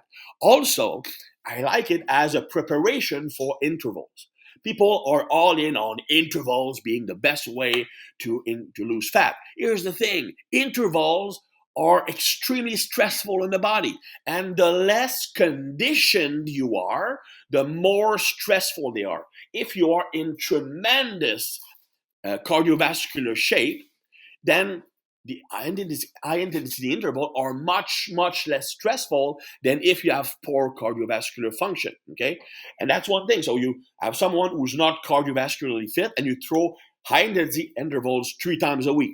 Dude, you're going to burn out. It's going to produce so much cortisol, it's actually going to hurt your progression and you're going to feel like total crap because you will overproduce adrenaline. You won't be able to sleep. It will just burn you down, okay? Now, I'm not against high intensity intervals, but I use them gradually once I've built the aerobic base. So the steady state cardio is both a low stress tool to increase caloric expenditure somewhat. It's also something that will upregulate the enzyme responsible for fat mobilization, and it will give you the preparation needed to be able to perform the intervals. Now, I will not read all of these next slides because I'm already short on time, but you will have the document. So it's actually in great detail here. Basically, it's an analysis of two studies on fasted cardio. And I'm just going to go to the conclusion. Basically, if you look at those two studies, like one looked at the amount of fat loss, one looked at the fat loss, but also where did the energy where the energy to fuel the activity came from. So what was found is that from a fat loss perspective, it's roughly equivalent. Okay. Again, the problem is that the Schoenfeld study on several weeks, they did make dietary recommendations, but again, we rely on self-reporting, so who knows exactly what they were eating. And the difference was not statistically significant, but those who did fasted cardio still had a little bit more fat loss than those who did fed cardio. I explain all of that in the document. You can read it.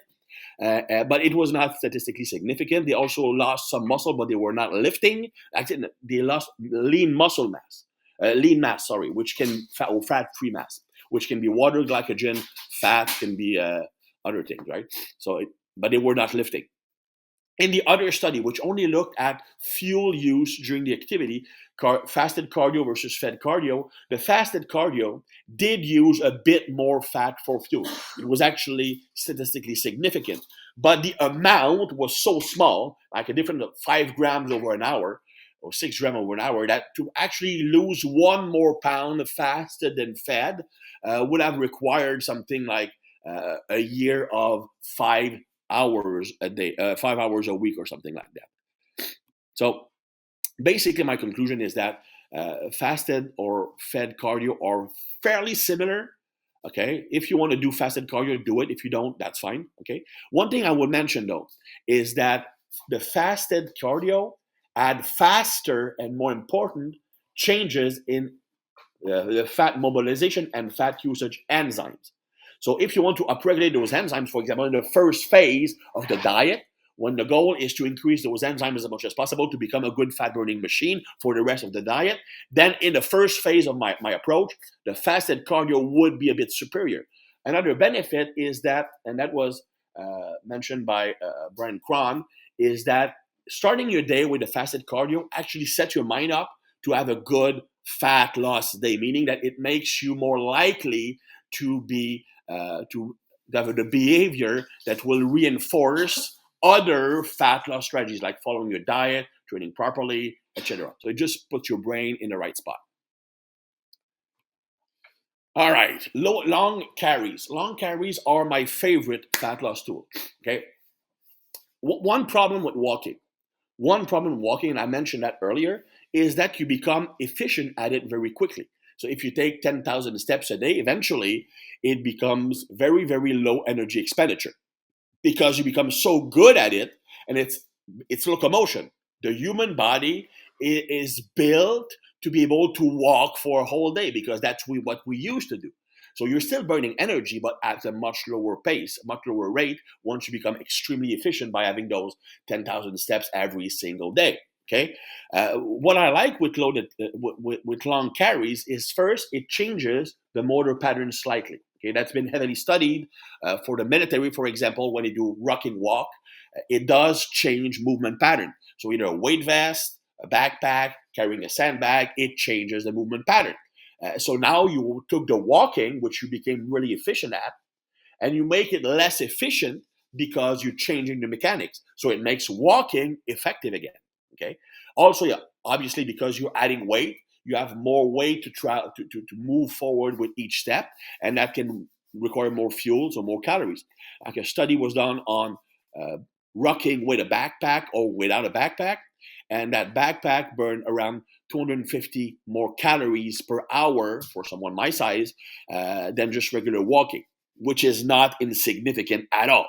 Okay, that can make a huge difference. And because it's still a fairly low stress activity, it will not raise cortisol to the roof, creating bad impact on your diet and well-being.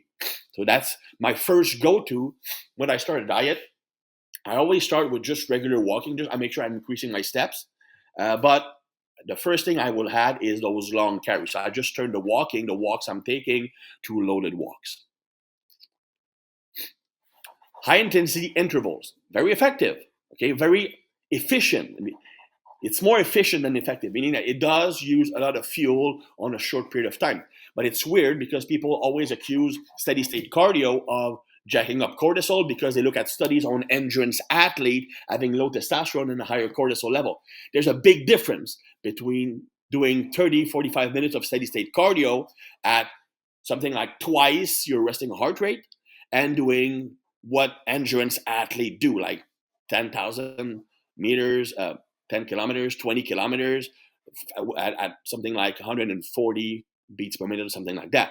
That will cause cortisol because of the sheer amount of work they're doing.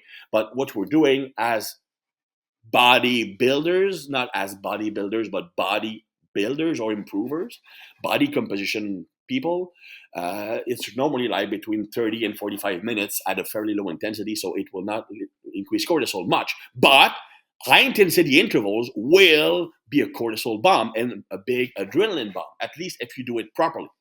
True high intensity interval actually requires very high conditioning.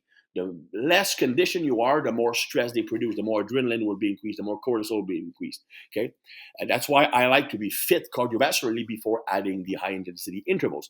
Now, I often see people like doing high intensity interval for 30, 40 minutes. If you're doing that, you're not doing high intensity intervals.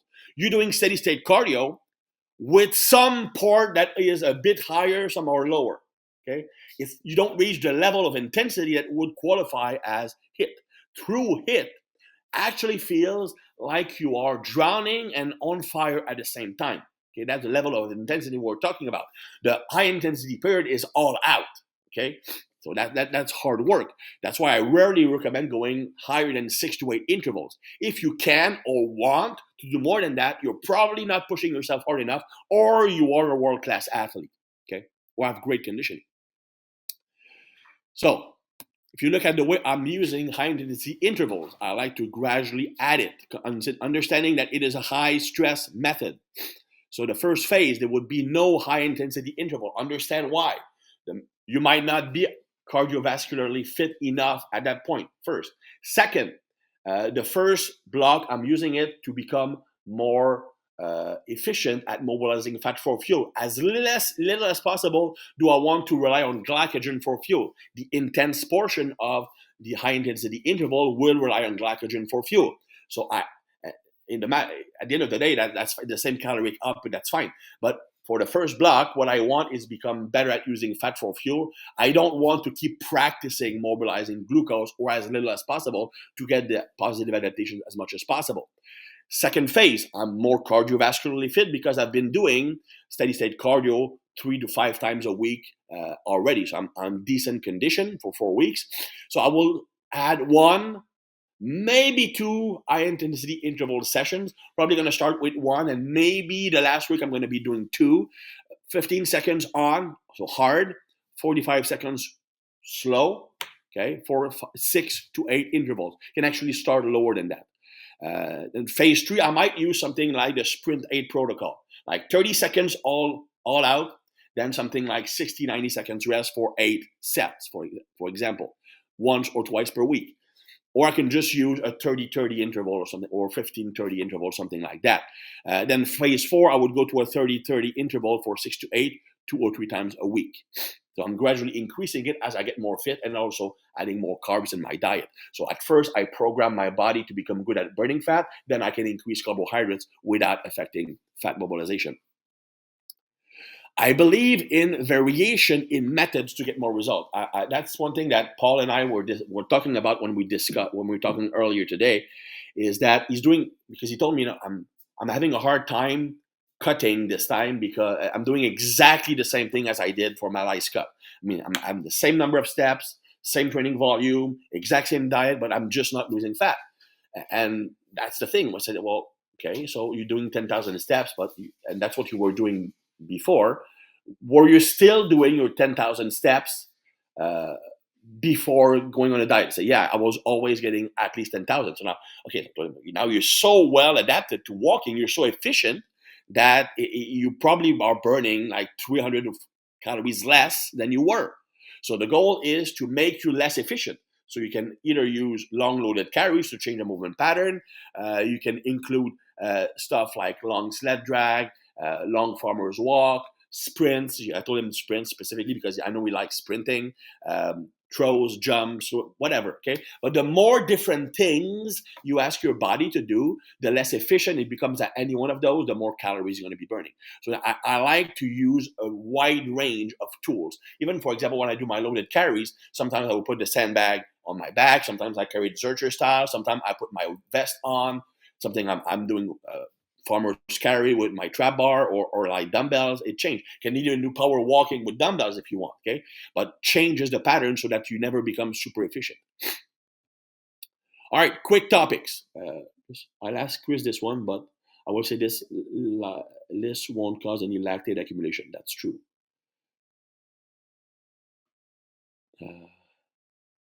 Is doing low intensity steady state cardio become better conditioned and able to buffer lactate better? Okay, it's not so much that you buffer lactic acid. Okay, what we call lactate or lactic tolerance is not exactly what we think it is. People think that we start producing less lactate, which so you become better able of tolerating the lactic work. Two things actually happen. Yes, there can be a small reduction of lactate if you become really efficient at the activity that produces the lactate. So in that case, the answer would be no. The steady state cardio will not improve the amount of lactate you're producing. But doing lactic work would eventually decrease the amount of lactate you're producing because you're more efficient at the movement. Being more efficient at the movement means that you're losing less fuel. So high intensity exercise, which would increase lactate production. The more efficient you are, the less fuel you need, and lactate is a byproduct of using carbohydrates for fuel, glucose for fuel. Okay, so the less fuel you need, the less lactate you produce. So that's one part of the equation. It's not a huge part, but it's a part. Another factor is in lactate tolerance is that you lose the central negative impact of lactate work, allowing you to maintain it longer. Let me explain. What we call central fatigue, and that's going to add like 30 minutes to the presentation. I'm really sorry, but yeah, I think it's Rachel's fault. Anyway, so what happens, okay? What causes central fatigue? Fatigue is a weakening of the central drive to the muscle. The more central nervous fatigue you have, the harder it is to make the muscles fire, especially the fast twitch fibers, but just firing altogether. What causes central fatigue is the afferent signals from the muscles, tendons, and fascia, even skin, to the brain, telling the brain what's going on. So a high level of effort causing discomfort, causing pain, causing the feeling of effort will cause more central fatigue because all that information is sent to your brain. Okay. Now, the more used to these signals you are, the less negative impact there is. Let me use an analogy. You start to work in a factory. Okay, the first time you walk into the factory, the noise is deafening. It actually makes you aggressive. It hits you deep inside. It makes you aggressive. It annoys you. It's not tolerable. But after a month or two, the exact same noise is perfectly tolerable. You know it's there, you hear it, but it doesn't cause any stress response. You got desensitized to it. The same thing can happen with the pain and discomfort signal sent to your brain. So, for example, you will still have the lactate or most of the lactate, but your brain, the signal of pain from the lactate, actually it's not the lactate, it's the hydrogen ions released at the same time as the lactate, but that's just a semantic point. But the signal of the burning sensation, you become desensitized to it, so it doesn't create the same central fatigue, so you can maintain performance more. So that would be the second part of lactate tolerance. Sorry for going off topic. All right. Caloric deficit are not equal. I mentioned this one earlier that you can either establish a caloric deficit by eating less or by moving more, and moving more is always better. The one thing that changed my mind on this one was I was training this IFBB pro bodybuilder. So I was doing the training, and the nutrition and other things were done by Chris Aceto, which is one of the smartest contest prep guy out there. And at the time, I was a Polican guy, so I didn't do any cardio to get lean or anything, right? And one thing I noticed is that the bodybuilder was doing upward to 2 hours of cardio a day. I said, dude, you're gonna like lose your muscle. And then I look at his diet, and he was eating like 400 grams of carbs a day, even when dieting. I mean, I wouldn't even take that on when I was gaining. Okay, so the amount of physical activity allowed him to eat more, and he maintained his muscle mass and his fullness all the way to his prep. At the end, he did lower his carbs to get into peak shape, but that was just the last time manipulation. Okay, so one way to make muscular gains when dieting down. The fact is that when you diet down, your capacity to recover from training is lower. So you cannot really increase the amount of lifting you're doing, otherwise you might not be able to recover. So as such, you cannot increase the level of strength training stress you're doing. In fact, it might be smart to increase the overall training stress on your body. But you can allocate training differently. For example, I like to use a specialization approach. So, for example, for a 3-4 weeks period, you can focus on one muscle. So that one muscle will have a tremendous amount of volume. It's going to be like almost 50% of your weekly volume. And then the other 50% is divided equally on the non-specialized muscle. Okay. Now, don't freak out. You're not going to lose muscle because you can perfectly maintain your muscle mass by doing 25% of your volume. That will allow you to maintain the muscle for up to 12 weeks. Okay. There's not going to be any drop in and I'm not going to be gaining for those 4 weeks. No. But are you gaining right now? You're dieting down. The goal when you're dieting down is not so much to build muscle; it's to maintain muscle. So by using only 25% of the volume, you're still going to be able to maintain your muscle and lower training stress. But now you are able to invest a lot more stress on one muscle, either one big muscle or two small muscles.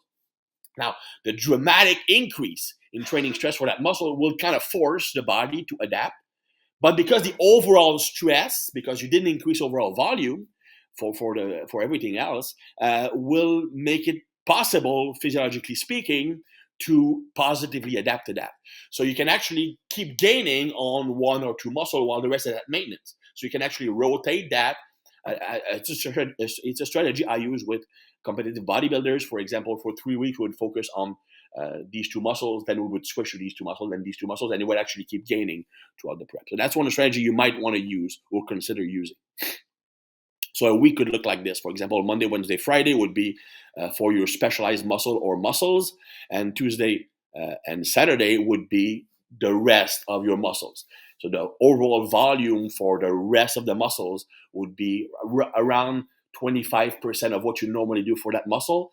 And for the spec muscle, you do like 3 times of the volume you would normally do because you're training it 3 times a week. I made a post about this strategy on my Instagram account, the aspirin and honey trick. If you have a hard time getting your steps in, a very easy way to do things is to make your rest periods between sets active rest periods. So let's say you're resting 2-3 minutes between your sets, then you go on a treadmill and you walk for 2 minutes. Now, personally, me, in a minute, I will take around 60 steps. Someone on my Instagram feed commented that in 1 minute they did 110 steps, which is maybe hard to believe. It might be possible, but I'm talking regular walking speed here. You don't want to exceed your natural walking speed. You don't want to create more stress that will negatively impact your workout. Just regular walking speed will not interfere with your workout. So let's say it's anywhere between 60 and 80 steps per minute. So that 2 minutes can increase by what? 120, 150 steps. So if you do 20 sets in your workout and you have a 5 minutes warm up and 5 minutes cool down, you can easily get 4,000 steps in your workout without actually increasing time to get there, because you would take the 2 minutes to rest anyway. Okay. Now, people commented that one issue is that people will steal their machines. Well, you know what? If you take 2 minutes of rest, if you go walk to like the water fountain or something like that, you might have the same issue. What do? Well, you put your towel and let's say a bottle on the machine. Unless people are really stupid, they will not take your machine. Okay, so yeah, I understand that some people in commercial gym might have issues with that, but normally there is a workaround, either using the towel and bottle trick, or by using more dumbbell movements, which normally tend to allow you to keep doing even if people take your dumbbells, because they're normally more than one set at each weight. But it's a very simple act to increase your number of steps per day and caloric expenditure. By the way, also the cool thing is that walking on a treadmill is not the same motor pattern as walking, okay? Which can be good or bad. In our case, it's good because since you will be less efficient at the treadmill walk, especially if you use a very slight angle, then you are not efficient at it, so you will have a greater calorie burns than just by normally walking. All right. So to get back to, again, I'm skipping some steps because it's already been 2 hours. So most of you are bored out of their mind, and I have to go coach football soon. If I want to be able to answer some questions, might as well go on with the thing. But you will have the document anyway, so you can actually read those points. I don't feel bad about that. So just a further example of what it could look like. Okay, again, these are broad recommendations. They are for the average person. It would always change depending on the individual size. Like obviously, a 250-pound lean bodybuilder would not need the same amount of carbs as a 125-year-old grandmother. You need to be smart to understand that this is just a way to explain the general concept. So phase number one, which is your initiation phase. The goal of this phase, this purpose, is to increase the body's capacity to mobilize fat and use it for fuel. So you want to reduce the amount of work done in the glycolytic zone and increases the amount of fat burning exercises, even though they're not efficient. It's not really to lose a lot of fat right now. It's to program your body to be better at utilizing fat for fuel. I might actually lengthen this phase with obese individuals because by nature, obese individuals are really bad fat mobilizer, but really good fat storers. So they might need a longer induction period to really develop the enzyme responsible for mobilizing fat. Okay, so the diet would be high in fat and very low in carbs. So think keto diet. Okay, so on 1.25 to 1.5 grams of protein, which is higher than a normal keto diet. And carbs would be less than 50. So obviously the bulk of your calories would come from higher fats. Okay, start at a slight caloric deficit. Again, the goal, you want some fat loss, but the goal is not to get tons of fat loss, especially if your deficit is too large here because you already have low carbs. The cortisol increase might be too high for the first phase. Okay, for training, you want heavy hypertrophy training. I like the 6 to 8 reps range.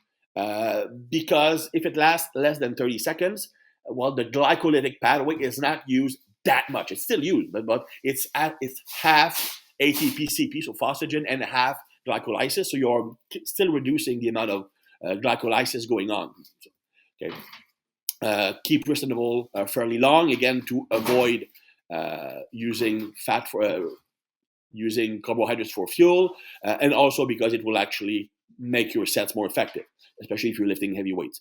So think of program like Dorian Yates' program, Fortitude Training by Scott Stevenson, DC Training, what Paul Carter is doing. For example, these would be all good examples. What Jordan Peter is doing, what Lee Labrada is doing. These would all be, not Lee Labrada, but his son.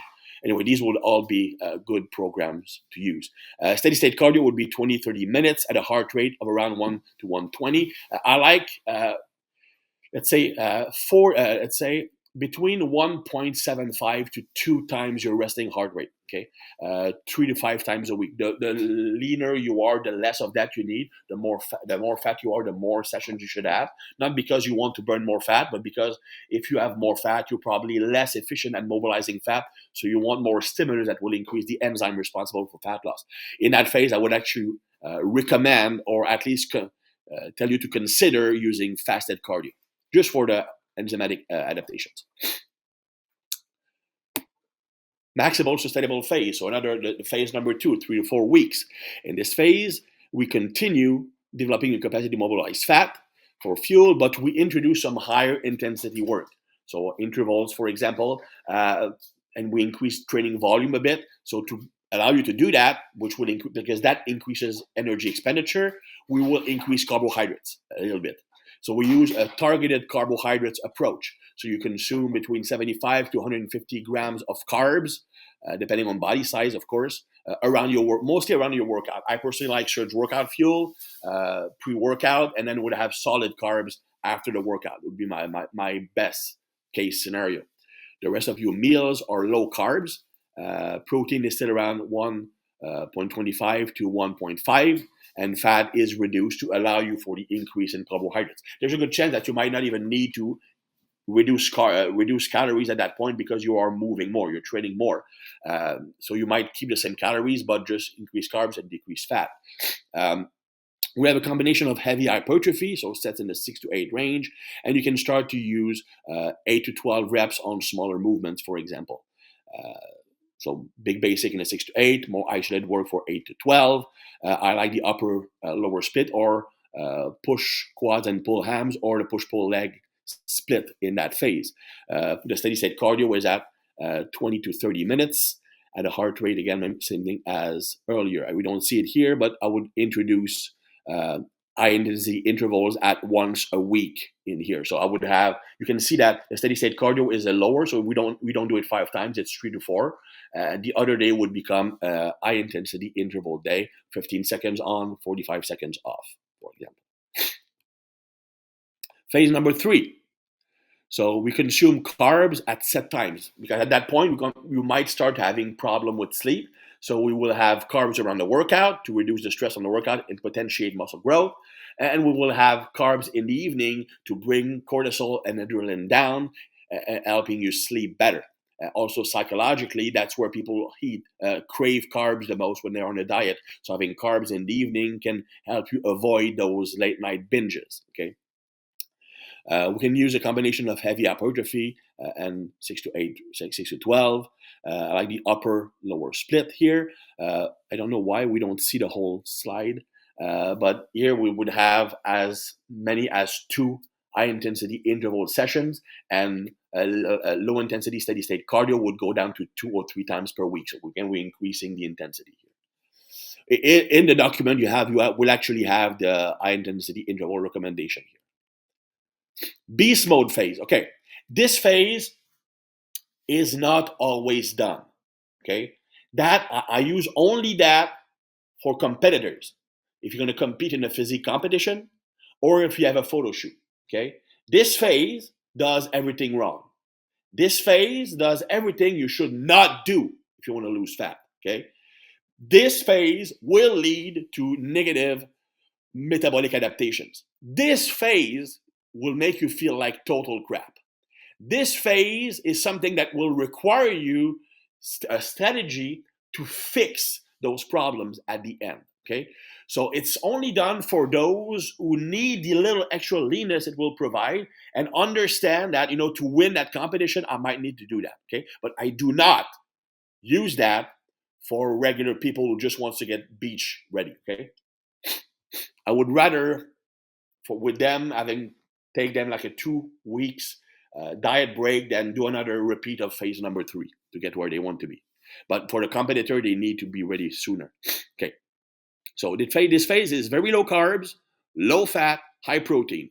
Super stupid. I mean, you should never do that. I mean, yet in Quebec, I know for a long time it was the popular approach. And if you are on clenbuterol and on steroids, you can actually survive that, and that it can actually work from a result perspective, but you will create damage. But otherwise, don't do it. But for like 2 or 3 weeks to get ready for the stage, you understand the consequences, that's fine. Okay, you want to do it, it's your life. Protein is higher. Resistance training. Short rest, high density, superset, drop set, GBC, Gironda 8x8, like just basically using the lifting protocol to burn fat, which is something I never recommend. You should not use lifting as a fat loss tool, except for this case. Steady state cardio, 20-30 minutes at a heart rate of around 120, 4-6 times a week, and intervals would be 2 to 3 sessions of 30-30 per week. So that would be the beast mode. It's like literally like just survive for 3 weeks to look shredded and basically feel like death on the stage. Peaking, I don't want to spend too much time on that because, well, it doesn't affect many people. You'll have the table here. Just 3 different strategies that are done. Okay, we're already up to 2 hours, which is twice what we were supposed to do. Tom, do we have questions that have not yet been answered and requires my superior level of intellect, amazing looks, as well as extreme alpha male personality? Is there much info on cutting when coming back from a 4 to 6 weeks layoff? I'm going to get back quicker in a surplus. Will muscle memory work just as well in deficit? If it would have been like a 3 months layoff, I would have said that you would have a significant regain, even in a slight surplus, even a slight deficit. Okay, but 4 to 6 weeks is actually not long enough to create a large enough loss in muscle to have a huge rebound. The first 2 weeks, 3 weeks off, you will not lose muscle. Okay, I mean, it's been studied. If your protein intake remains high and you're somewhat physically active, the first 3 weeks you don't lose any muscle. Okay, you start losing muscle in the fourth week. Now you will feel like you're losing muscle much sooner than that because you will lose muscle tone. You will have lower glycogen storage because your body doesn't see it as necessary because, well, you're not using your muscle for intense contraction anymore, so you don't need to store all that extra fuel that just weighs too much. So it will feel like you're losing muscle, but you will not lose any muscle tissue in the first 3 weeks. It will start at week number 4, and it's not a fast rate of loss if you're physically active and if you have protein. So if you're off 4 weeks, the amount of muscle you're losing, it's negligible. It's not. Okay, 5-6 weeks, you might lose like half a pound, maybe. So there's no real rebound to have. Now it will feel like a rebound. It will feel like a rebound because you will regain the muscle tone you lost because now you're using your muscles again. You will restore a bit more glycogen, even if you're on a deficit. If you have carbs in your diet, well, you're increasing glycogen storage. So it will feel like you're gaining like 3 pounds, 4 pounds right from the start. But it's simply replenishing muscle glycogen. How long roughly can it take for someone to effectively upregulate the enzyme for a point where they can lose fat? Well, if they have been heavily overweight for a long time. Well, the more overweight you are, the longer it will take. Okay, I've seen as long as 12 weeks as being necessary for some people. Okay, so it's really hard to give you an answer that will apply to everybody. But simply the more overweight you are, and the longer you've been overweight for, the longer it will take. Now, you can still have benefits if you do it for 4 weeks, then switch to my other phases, because simply being in a caloric deficit will somewhat upregulate these enzymes, just because you need to mobilize fat for fuel. Okay, but it's just faster when you are cutting carbs, increasing fat, and doing more physical activity. What markers do you use to assess when someone needs to take a diet break? How much body weight, percent-wise? I don't necessarily use metrics like that because everybody can. I mean, you can have overweight people lose a huge amount of body weight without negative impact, and you can have very lean individual lose a small amount of weight and have a negative impact. Okay, so it's kind of hard to give you a precise number here. So things I will look for are mostly disruption in sleep patterns, huge changes in behavior, impatience, aggressivity, intolerance. I will look at performance in the gym. I will look at motivation, because at one point, even if you have all the discipline in the world, even if you're excited about reaching a goal, you will lose some motivation because you just feel like crap all the time.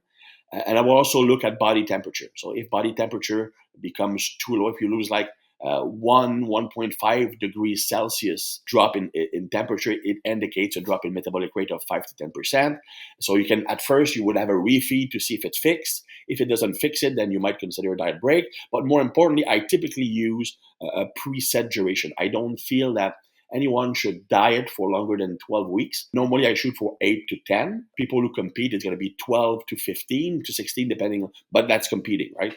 So I like 10, 12 weeks. After that, reassess and do something different. I didn't realize Crick was so quick-witted. Yeah, I'm an absolute amazing human being, but only when I'm presenting.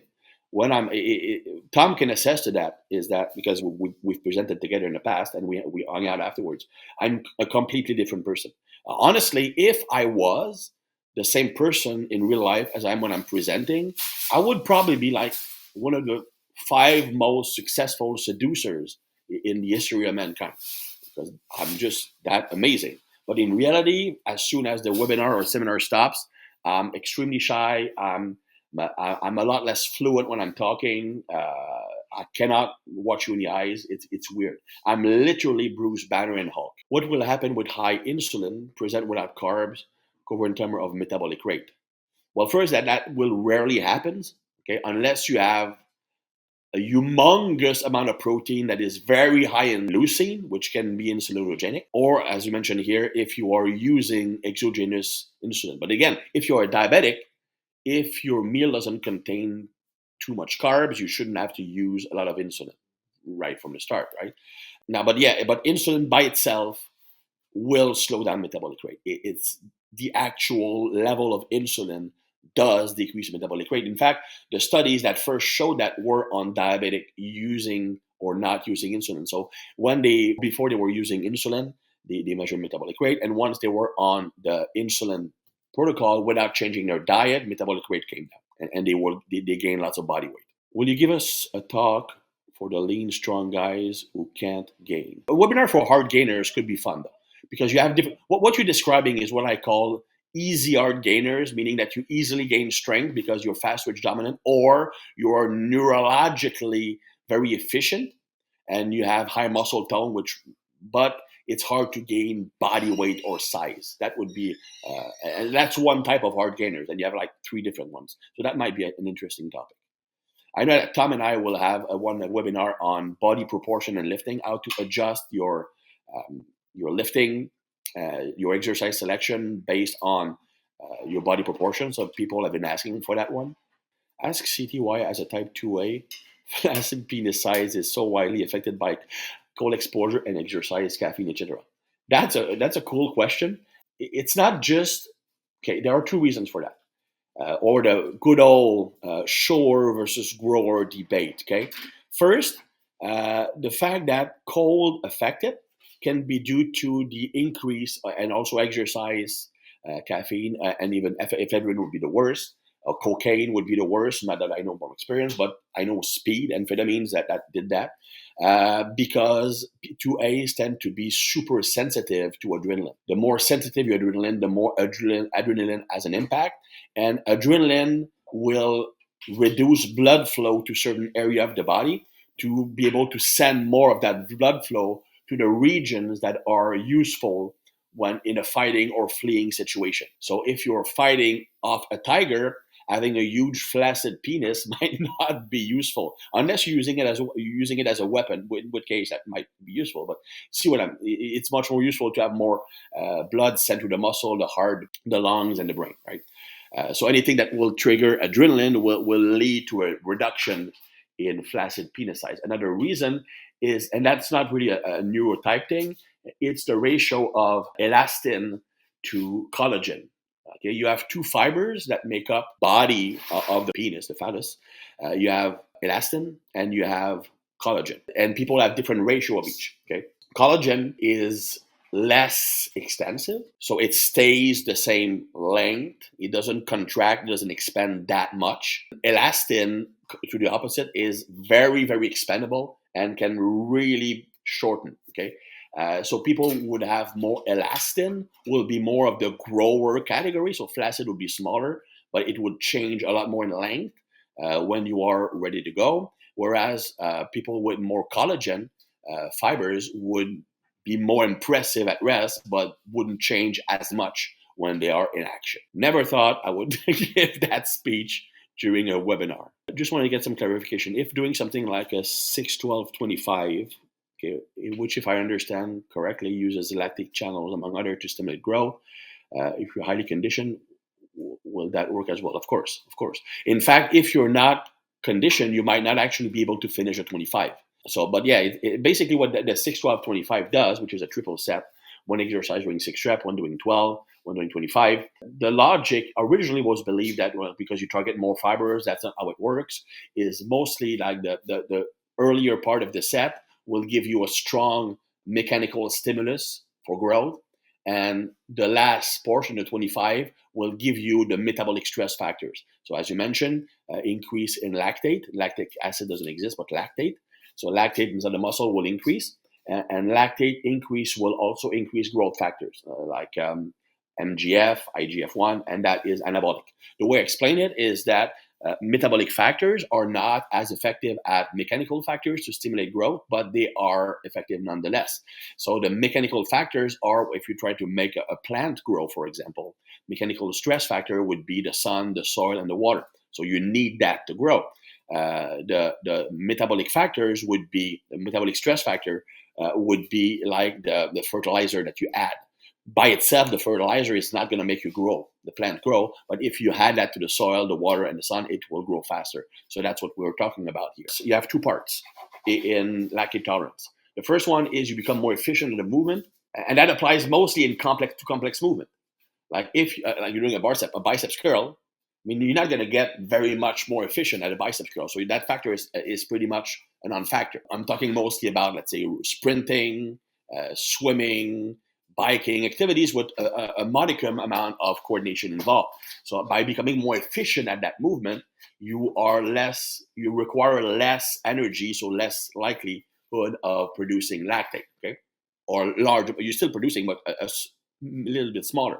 But that doesn't apply to simple movements like weight training exercises, unless we're talking about a clean and jerk, for example, okay? But for the 6, 12, 25, the 25 is normally an isolation movement, which is fairly simple. So what you get from lactate production is what you get from lactate production. The second portion is in the tolerance factor is you become desensitized to the negative impact of the pain and discomfort signal sent from what happens when you do metabolic work. And that's actually a big plus, because the big downside of doing metabolic work is that it causes a lot of central fatigue, which can make the rest of your workout less effective, because as long as you have central fatigue present, you cannot recruit the fast twitch fibers efficiently.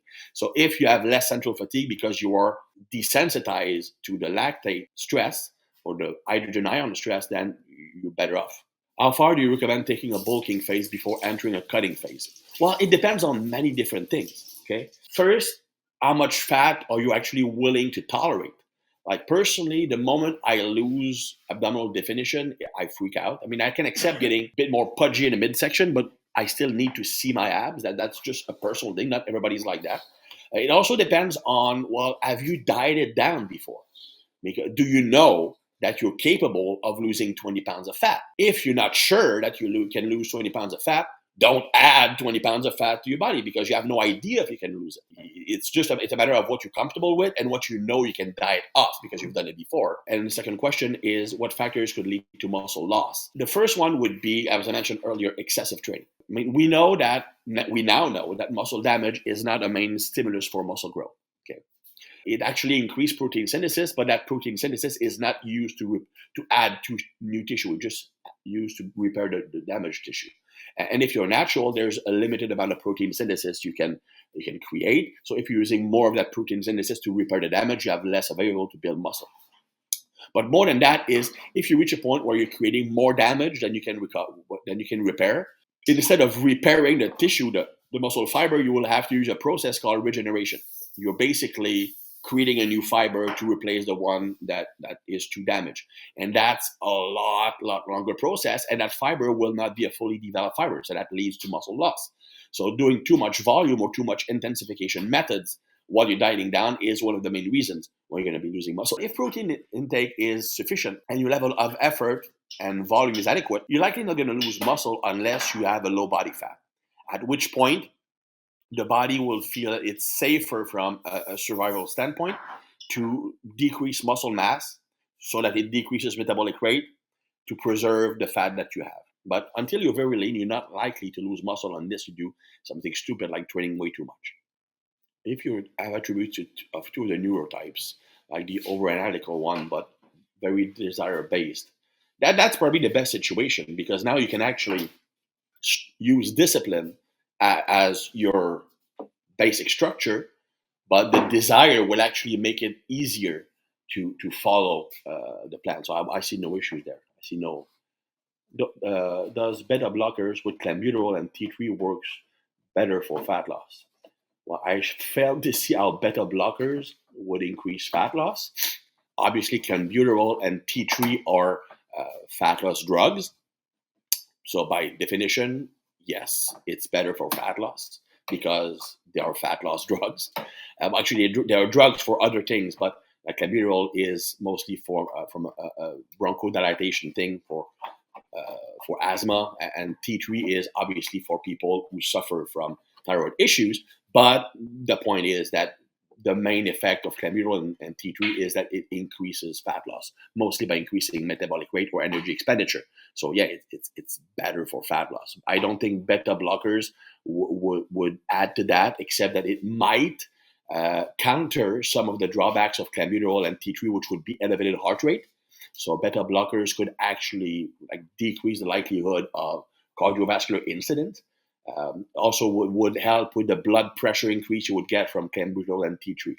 And it's not something I would recommend, but I mean, I'm telling you that from a pharmaceutical standpoint, that's what's going to happen. What body fat percentage would we start losing muscle mass? Well, you don't necessarily lose muscle, but there's a higher likelihood of fat loss as you get leaner, and that is actually an individual thing. I mean, if someone is like naturally born lean, like someone who is without effort a true 8% body fat, then that 8% body fat or even 6% body fat is likely not going to lead to more muscle loss because it's very close to his natural state. If someone is 20% body fat and diet down to the same 8%, then yeah, he's at a much greater risk of losing muscle.